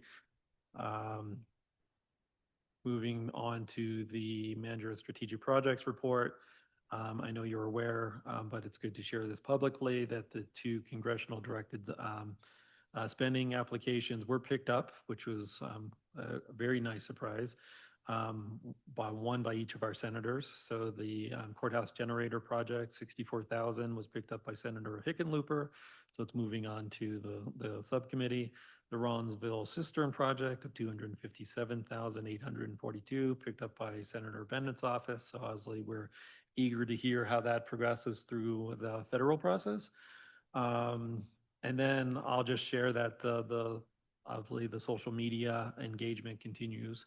And the numbers keep increasing, and it's a good way of sharing the important work that we are continuing to perform for the people of Gilpin County, and I'll stand for any questions you may have. Okay, any questions or comments regarding any of this? No, I think it's good for those grants. I think, yeah, that's great. Great news if we can get those. Did you get the June date for the shooting range? Was that just from Colton yesterday? Because we were told there's a event on May 28th. It's my understanding it was delayed because of the storm, the project. I don't have a specific date, so once I get a date, I will definitely share it. These were one from the commissioner there on May 28th. I think I had emailed, there's a Okay. VIP and then there's a public. But I- perhaps they're subject to change, but that's May 28th. Okay. If Okay. it's May 28th, that's great. I haven't heard that. I heard it was delayed into June as of Thursday. Yeah, so Okay. we'll check in. Yes. Flexible. Long awaited, so hopefully they'll come up soon. Okay, anything else? Any other questions or comments? Okay, if not, we'll move again to public or press comment. Do we have anyone signed up for public comment, Alicia? No? And is there anyone online interested? No one has raised their hand online, Commissioner Bruman. Okay, we'll go ahead and close the public comment. And next we'll have the Board of County Commissioners reports and notice of then the public meetings. And let's see, I think I started with Commissioner Aiken last time, so I'll go with Commissioner Hollingsworth to give us a briefing of what she'd done. Yeah, so I attended the Firewise seminar that CSU Extension hosted. It was really well attended. I think between online and in person, there were, around 50 people that were tuned in. So people are really interested. This was about how and why to mitigate. So to reiterate the zones and then also Firewise planting for people that would like to have something besides their standing matchsticks on their property. Then I attended we all did, the CCI did a Board of Health training. All three of us attended that. Then for CCAT, I attended the Revenue Diversity Group, the Human Services Consolidation and Regionalization, and then the final policy meeting, which started discussing bill ideas for next year. And then attended the West Metro Mountain Rail. So I took the opportunity to attend all three Mountain Rail meetings to piece them all together. So this one is they're still deciding where to have a location in Arvada. Voting is open. So right now there's, I was talking to Manager Rears after I attended, there was some pushing for people to be, during this open house, to be voting for the location at 93 and 72 in that area. Not my first choice, but I put my dot elsewhere. Anyway, I found that really interesting. Yeah. And then I attended the NOCO places, and we're still working on projects, including the unauthorized trails. And so with that, we had 3 meetings. One was the unauthorized trails, everyone involved in that, the land managers discussing the map and what projects would be prioritized for this first round with the Conservation Corps volunteer team. Well, they're kind of not really volunteer, they get a stipend. Then we had a stakeholders public meeting, and there were think there were like 60 people on that. And then there was another one held on Monday, which we were just asked to attend one or the other. So that was interesting. People were finding out more about the whys and hows for doing that between the land managers. And then invitation for the public to give input. And then I met with the Boulder Ranger District yesterday to talk about a project in Gilpin County in the Boulder Ranger District. So I'll report on that later. And then I did attend a railroad safety crossing grant webinar. They're looking at really big things. And I think that our grant manager may have attended too, but there is a possibility of applying for some grant money to improve, especially like that South Beaver one. It's competitive, but it'd be nice to see if that's something that could be in the queue to do that. Get some funding to help with that location, since we've had, I can think of 4 accidents that have happened there. And then we had the derailment a couple of years ago, so. And I just wanted to also say happy birthday to Mr. Don Eaton, who will be turning 102 this week because he has become quite the local celebrity. And he's just such a charming man. And that's all I have. Okay, Commissioner Aiken? Yeah, we had our jail visit, which we usually do once a year, and I went to the fire movie, which is very good on the mitigation stuff. We had I was on a Board of Health webinar training with CCI. I went to an Advocates for Recovery fundraiser at Chief Hosa. We're still trying to get that group a foothold in Gilpin County. It's a statewide organization, and Attorney General Weiser gave us a little talk via Zoom.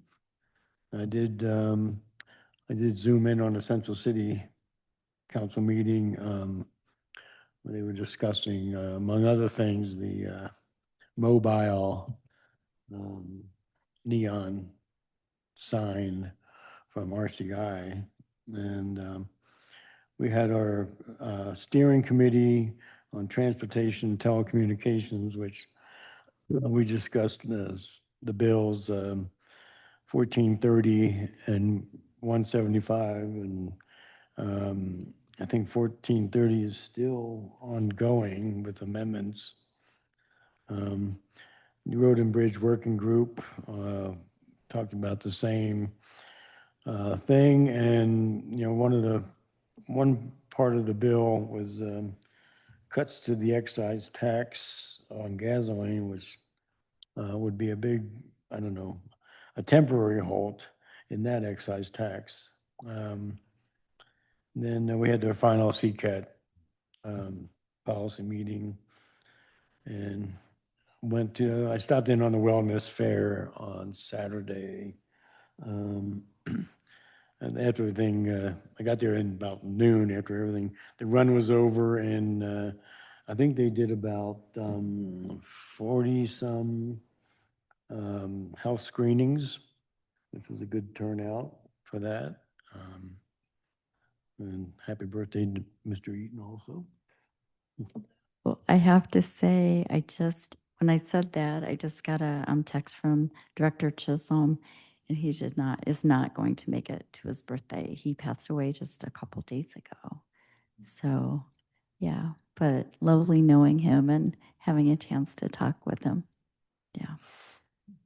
Yeah, he and his family are always nice to stop by and chat, and had a lot. To go forth for my meetings, of course, we did the Board of Health training, attended the Gateway Partnership Advisory Board meeting. And so, we're moving forward with that. July 1st will be the official date that the Gateway Partnership will be the new Early Childhood Council. So we're just getting ready for that with next steps and working on communication with different stakeholders. CCI steering committee meetings, went through those. The final bills that we have that are, some were postponed indefinitely and others still working their way through. This is the last week, so we'll kind of see how things end up here soon. A legislative meeting with the governor's office regarding the House Bill 1430, which was interesting and had different pathways going forward. And as Commissioner Aiken stated, there were some suggested amendments that were going to be proposed. Also, the CCAT meeting with Human Services Consolidation, that's moving forward. Child Care Resilience team meeting, we all kind of debriefed on our EPIC workshop that we had gone through and discussed a little more in depth how that affects us, will be affecting us regionally with some of the statistics and information. And I think it'll be beneficial.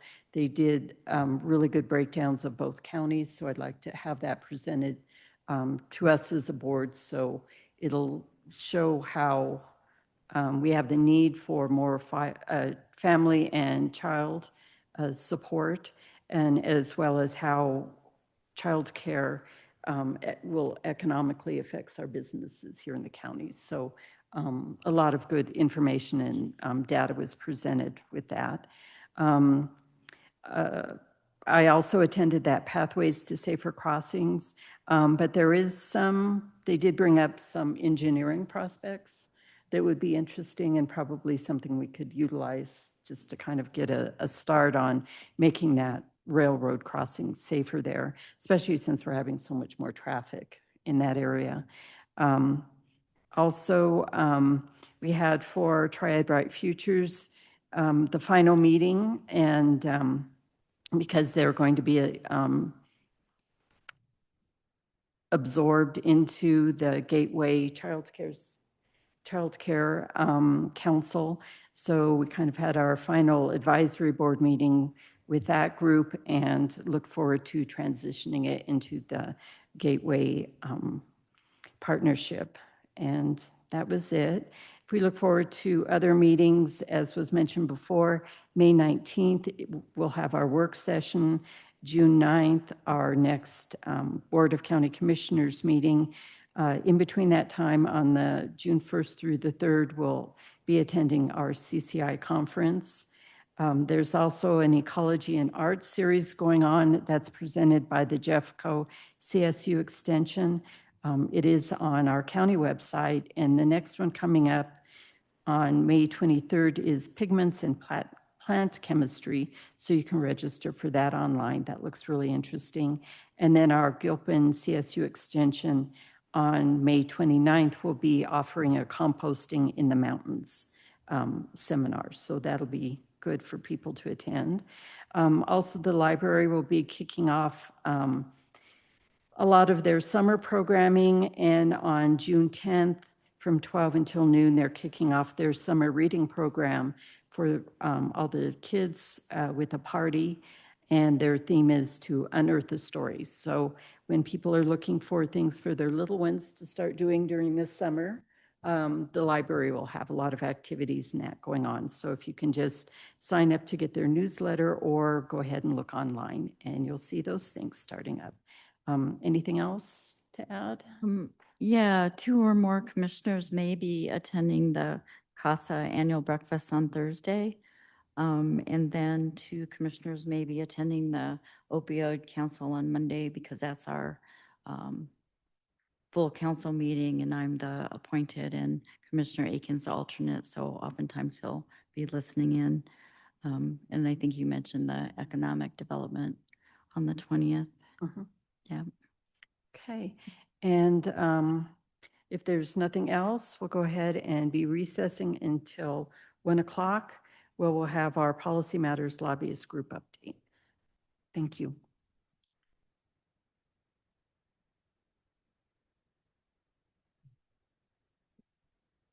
Hey, Sandy, where's the opioid council meeting?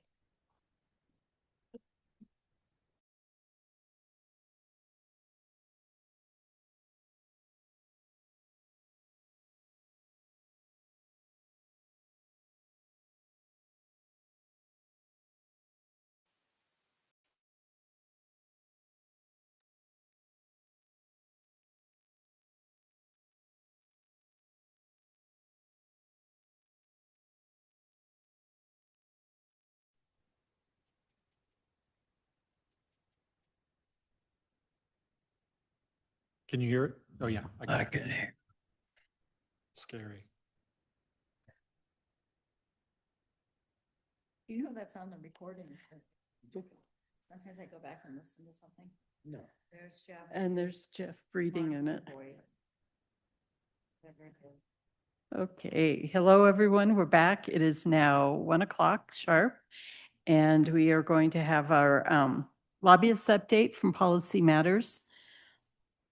Hello, everyone. Good afternoon. So we need to invite them in. I can't do that, so that would be on your side, Alicia. So then if you could invite in, I believe Heather, Katie, and Zamina. That's my best guess. I sure hope I'm doing that correctly.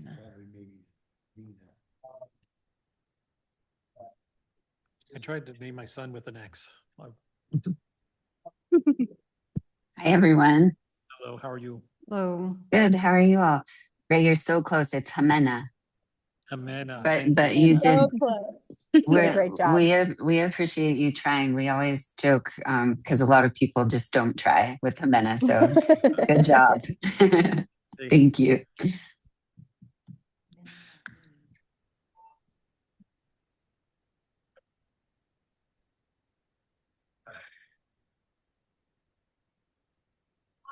So we have a new clerk to the board today, so we just might be a little housekeeping behind the scenes as we set things up. But as you know, Melanie is out this week, so if you could kind of facilitate and keep track of the board's positions with the discussion since she's not here today.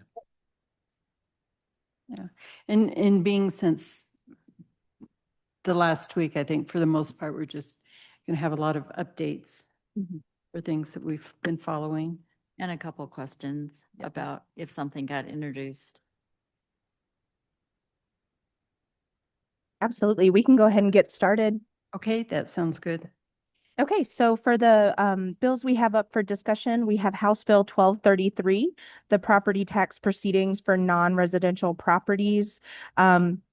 This bill imposes civil penalties for taxpayers failing to provide accurate information or willfully providing false information concerning the value of a non-residential property. And the bill allows for appeals of property valuation to be considered in district court under certain circumstances.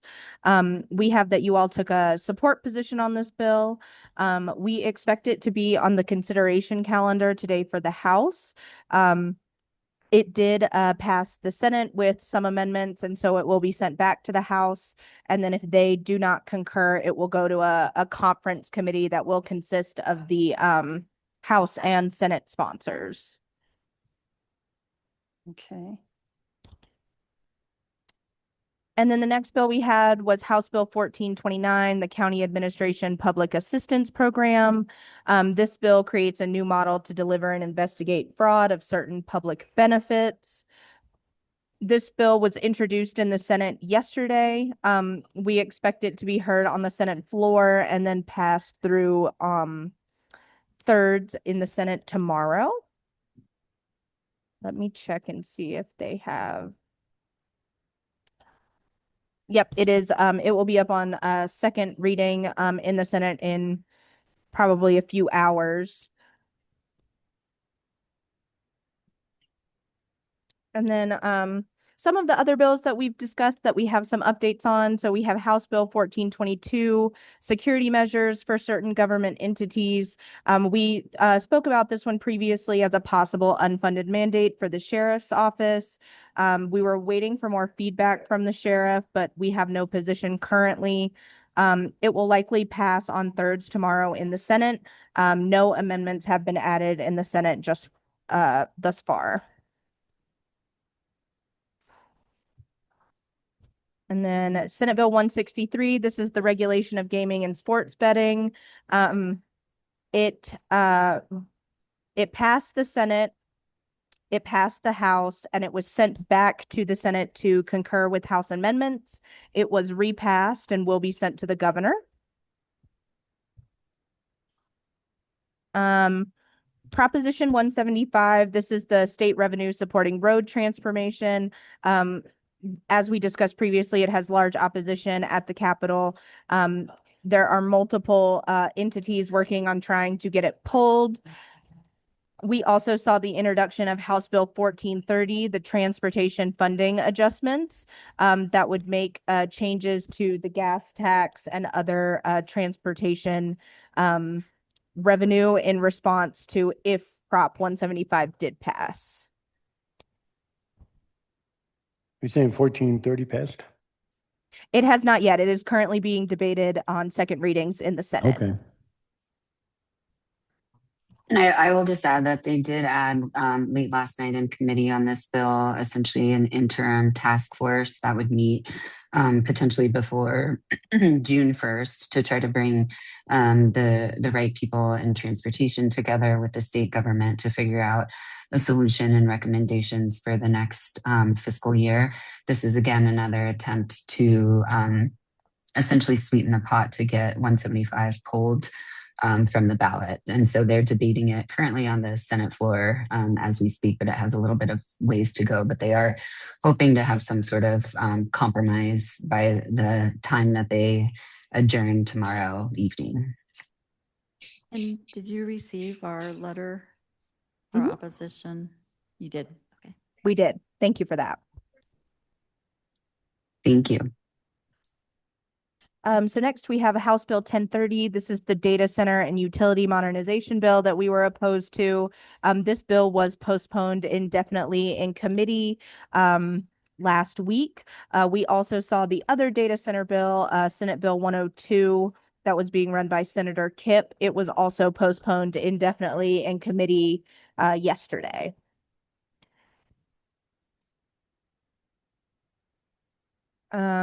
Senate Bill 117, the permissible methods of selling lottery tickets. This bill passed the House with no amendments added, and so it will be sent to the governor. Senate Bill 155, increase access homeowners insurance enterprise that we're in a monitor. It is still moving through the process. It passed House second readings with amendments. We expect it to be on thirds before going back to the Senate to either concur with the House amendments or it would go to a conference committee. May I ask a question on Senate Bill 117? Do you anticipate the governor will sign it? I know there was a little bit of a question, but. That is a good question. It's interesting. There's been a lot of conversations about which bills he's going to veto and which bills he's not. But as of our last check with the governor's office last night on this one and a few others, he hasn't made an official decision yet. But we'll keep trying to get an answer for you so that you know one way or another as soon as possible.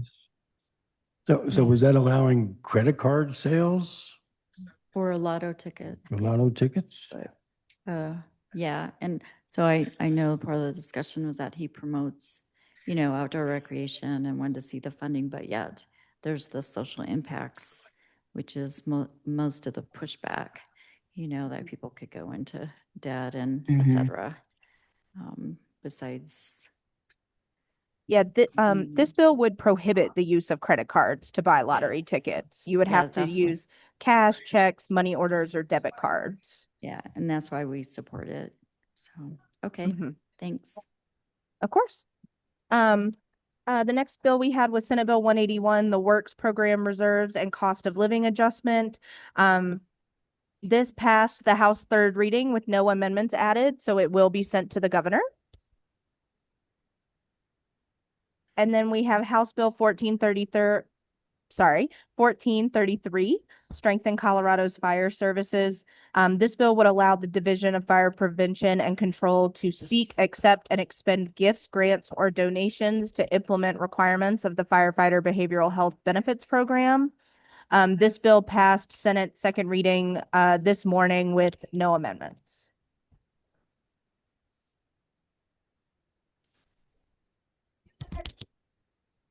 So some updates on some of the bills in our monitor position.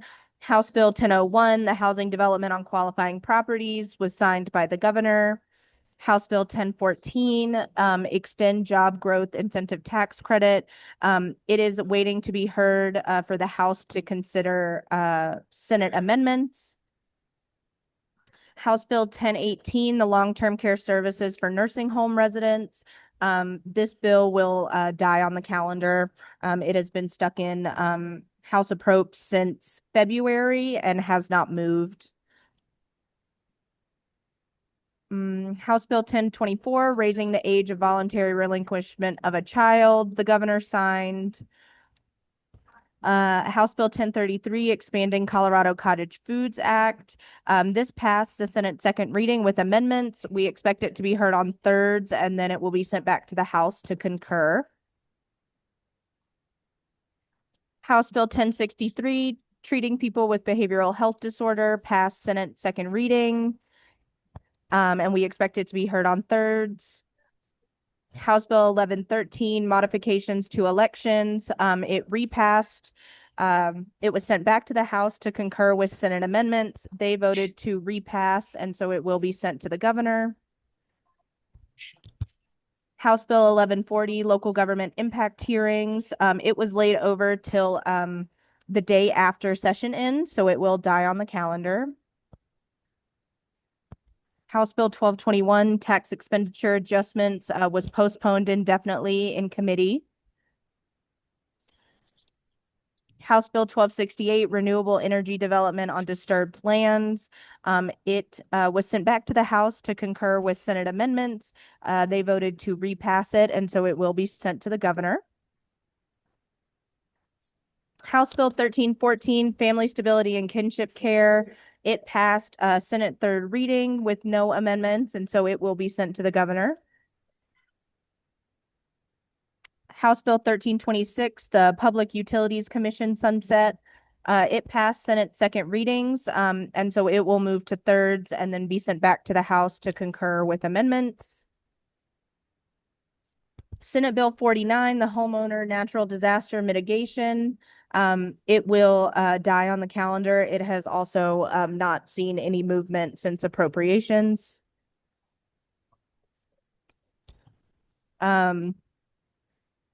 Senate Bill 70, ban government access historical location information database. This bill was postponed indefinitely by sponsors on the Senate floor. And then Senate Bill 105, the county executive officer disclosure and removal. It has been signed by the governor. Moving on to bills that we had in an amend position, House Bill 1008, the Colorado Outdoor Opportunities Bill. CCI was able to get their last amendment request on strengthening some of the local control language. And it was repassed by the House and will be sent to the governor. House Bill 1080, the county mail ballot signature verification requirements. It was laid over by the sponsors on the House floor until the day after session, so it will die on the calendar. Moving on to the bills that we support. As we were going through these today, we realized that every bill that we have been in support of, except for one, has been passed and either will be sent to the governor or the other chamber will concur with amendments. So 1065, transit and housing investment zones. We expect this to pass on Senate thirds and then sent to the House to repass with amendments. 1098, Public Trustee Act foreclosure procedures. The governor has signed. House Bill 1110, the vulnerable adult financial exploitation banking. It was repassed by the House and will be sent to the governor. House Bill 1184, Sunset Process Forest Health Council. It passed and will be sent to the governor. House Bill 1230, Extend Conservation Easement Tax Credit. It passed Senate third reading yesterday, and so it will be sent to the governor. House Bill 1239, County Enforcement Authority. The House voted to repass, and it will be sent to the governor. House Bill 1276, Protect Safety of Individuals Who Are Immigrants. It passed Senate third reading with amendments, and so it will be sent back to the House to concur. House Bill 1313, adjust requirements statewide affordable housing fund. It has passed and will be sent to the governor. The only one we lost was Senate Bill 6, parity for non-opioid pain management drugs. It was lost on the House floor. So it just didn't have the votes to move forward. Senate Bill 15, commercial sexual activity with a child offenses. It passed third reading in the House and will be sent back to the Senate to concur with amendments. And then Senate Bill 19, early childhood local system consolidation, was signed by the governor.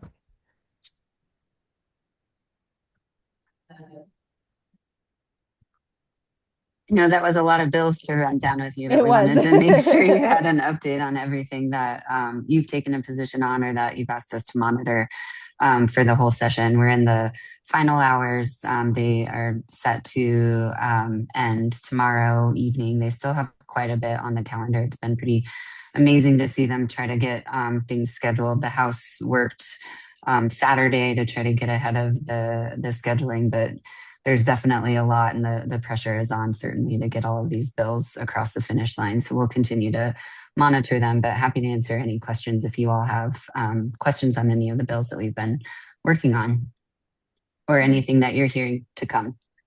Yeah, I do have a question. I know that the speaker was looking at introducing a bill that would clarify Prop 177. Did that get introduced? Is that the, sorry, 1 second. Oh, the natural gas bill. It did not get introduced there. So yesterday, there was a plan to have a press conference and announcement and introduce that bill. The Republicans immediately started filibustering. They asked for every bill in both chambers to be read at length. And really used the sort of the pressure of the end of session and the need to get all of these other priorities through as a hard stop to its introduction. And so it did not get introduced, and now it won't get introduced. You have, even in these last few days when the rules are suspended, you need 3 days to pass a bill. And they, because of the filibustering and the threat to everything that was left on the calendar, they did not introduce it. Yeah, I thought it was really interesting reading about, even if it passes, local governments don't have to abide by it because of current law. So really interesting.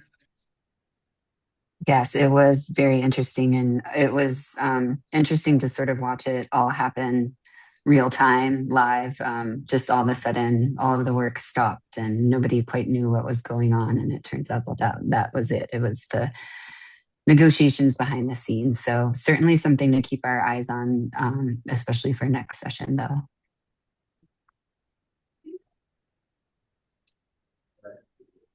Do you have any other questions for us? I had a notation about 1028, but I just put down the number. It was on the CCAT thing. 1028. Second language educational program Oh, for high yeah, school yeah. students. So it passed the Senate and was sent back to the House to consider Senate amendments, and they voted to concur and repass it. So it will be sent to the governor. Wow. Okay. And I missed it when you were going through the Senate Bill 155. Yes. What was your update? Let me find it really quick. It has not moved through the whole process yet. It passed House second readings with amendments. So we expect it to be heard on thirds. And then if they pass it on thirds, it will go back to the Senate to concur and repass with the House amendments. All right, thank you. Of course. Let's see. Any others who have questions on, or? Well, I jotted a note for 089, but now I'm trying to find what it even is. That was on a CCAT discussion. Senate Bill 089. Bill 89.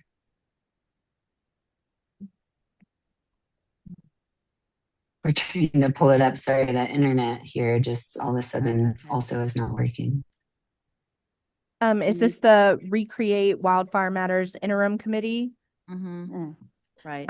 So it was referred to appropriations in mid-February, and it does not look like it has had any other movement. So we do expect it to die on the calendar.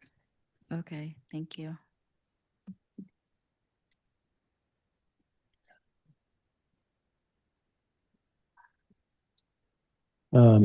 So Heather, you were at CASA. Were you at CASA last year?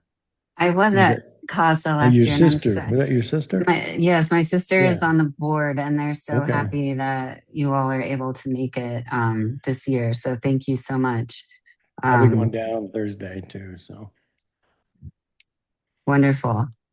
And I have to tell you, at the last CASA, we talked about the opera, and I was at a silent auction for another event that we were at, and I won tickets to the opera. So I'm going to go this summer, but really excited to get to experience it. And go see Baby Doe. Yes, I'm very excited. So, but thank you all for going to CASA. I think the Jefferson County Commissioners are going to go as well. And so I think it'll be a great opportunity and great visibility to support a good cause. It was fun last year to hear what they're doing and then hear from the people that were clients and then they became volunteers and yeah. Yes, it's very important.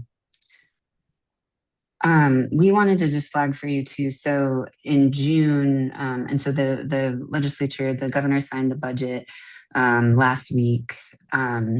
We're hearing that it's going to be another tough budget year next year in the next fiscal year. So there will be a June revenue forecast mid-June that we'll make sure to send your way, and that essentially is what everybody's waiting to have eyes on to see kind of what they're going to need to plan for in terms of budgeting for the next fiscal year. I know there were a significant amount of cuts. I think the counties fared relatively well, especially as it relates to the redetermination and the regionalization conversation that happened at the very beginning of the session, that I know that many of the human services directors, including ours, were concerned about the state really just working way too fast to sort of reorganize what the future will look like in terms of decisions around benefits. And so I think that ended in a really good place, but it's something that we're going to still need to continue to keep our eyes on. And this June revenue forecast will be certainly telling. So we'll, as we always do, we'll have a report out for you and then just continue to keep you updated over the summer as these interim discussions continue to happen. One of the bills that the Joint Budget Committee introduced in the late hours of their work was a bill on to create a commission on Medicaid, and they're essentially going to.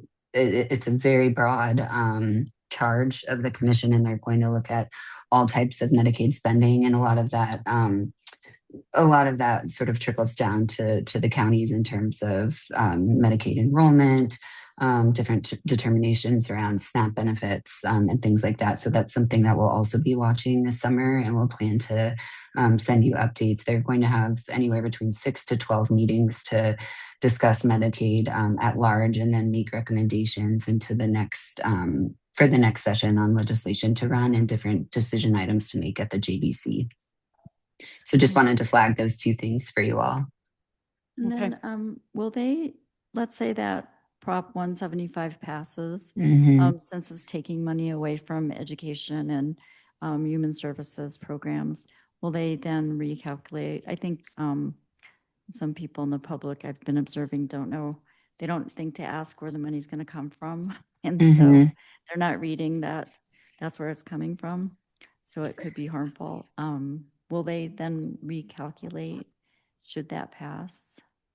Yes, it's a really astute question. They definitely would. I think the state is anticipating, there's lots of different numbers, but the state is anticipating potentially upwards of $700 million that would need to be sort of reappropriated or rethought about. And so that conversation would absolutely happen soon after the election. And It will be interesting timing because the governor's budget request for the 27-28 fiscal year is due November 1st. And so I definitely think if that passes, either way it shakes out, that there's going to be, it's going to lend itself to more conversations about how to balance the state budget, because as you all know, we have to have a balanced budget.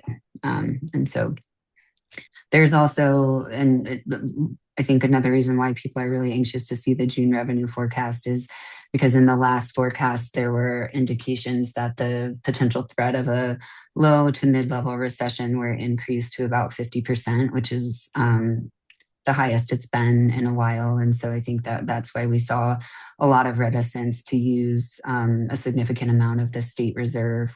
We had a 15% reserve. They voted to take it down to 13% to help balance this year. But I think there's a lot of anticipation and a lot of, with what happens with 175, with the June revenue forecast, to sort of see what decisions they're going to need to make going into the next fiscal year.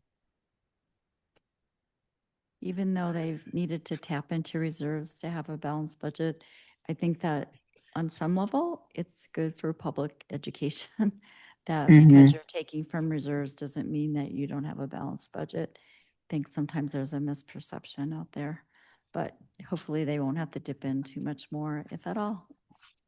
Yeah, that's exactly right. And I think we're lucky in Colorado to have such a healthy reserve. They, in the last 2000s recession, it was a blip of what it is now. And so I do think that it has helped with some of the really challenging decisions that the legislators have had to make. And they were, you're exactly right, able to present a balanced budget to the legislature, and ultimately the governor signed it. So yeah, okay. Well, it's gonna be another challenging year to keep an eye out for everything, that's for sure. absolutely. So, okay, well, great. Any other questions or anything? No? No, thanks. It's been really nice working with you, and we know we'll be in touch. But thanks for all your help in following things. Yeah, thank you for all you've done, and we'll keep an eye out for the revenue forecast and go ahead and start planning for the next. Absolutely. Thank you all. And we also will have an end of session report. All of the bills that Katie just read off to you, we'll have them in a nice format for you so you can take a look in all of your spare time, reading time, but want to make sure that we get that to you. Do that. Okay. Thank you all. Nice to, yep. Oh, sorry, one question before you go. Sure. Last year after the session, you gave a summary of the positions and you kind of just referenced that, but can you also include a specific area for any changes in state law that would directly impact the county? Because there's always seems to be some aspect, and we want to make sure we fully capture any mandates placed on the county. So if you could give a special focus on that. In your summary, we actually, if you recall last year, we cross-referenced yours with the one we received from CCI, and there was just a very minor adjustment that needed to be happen. So it would be helpful if we got your version, their version, and just making sure we're not missing anything. Absolutely. We're happy to do that. And we'll check in with CCI too and see what they will cross-reference as well. But absolutely, we are happy to do that. There's a lot of local impact. So we want to make sure that that is on your radar. Thank you all. Okay. Thank you. Thanks. Bye-bye.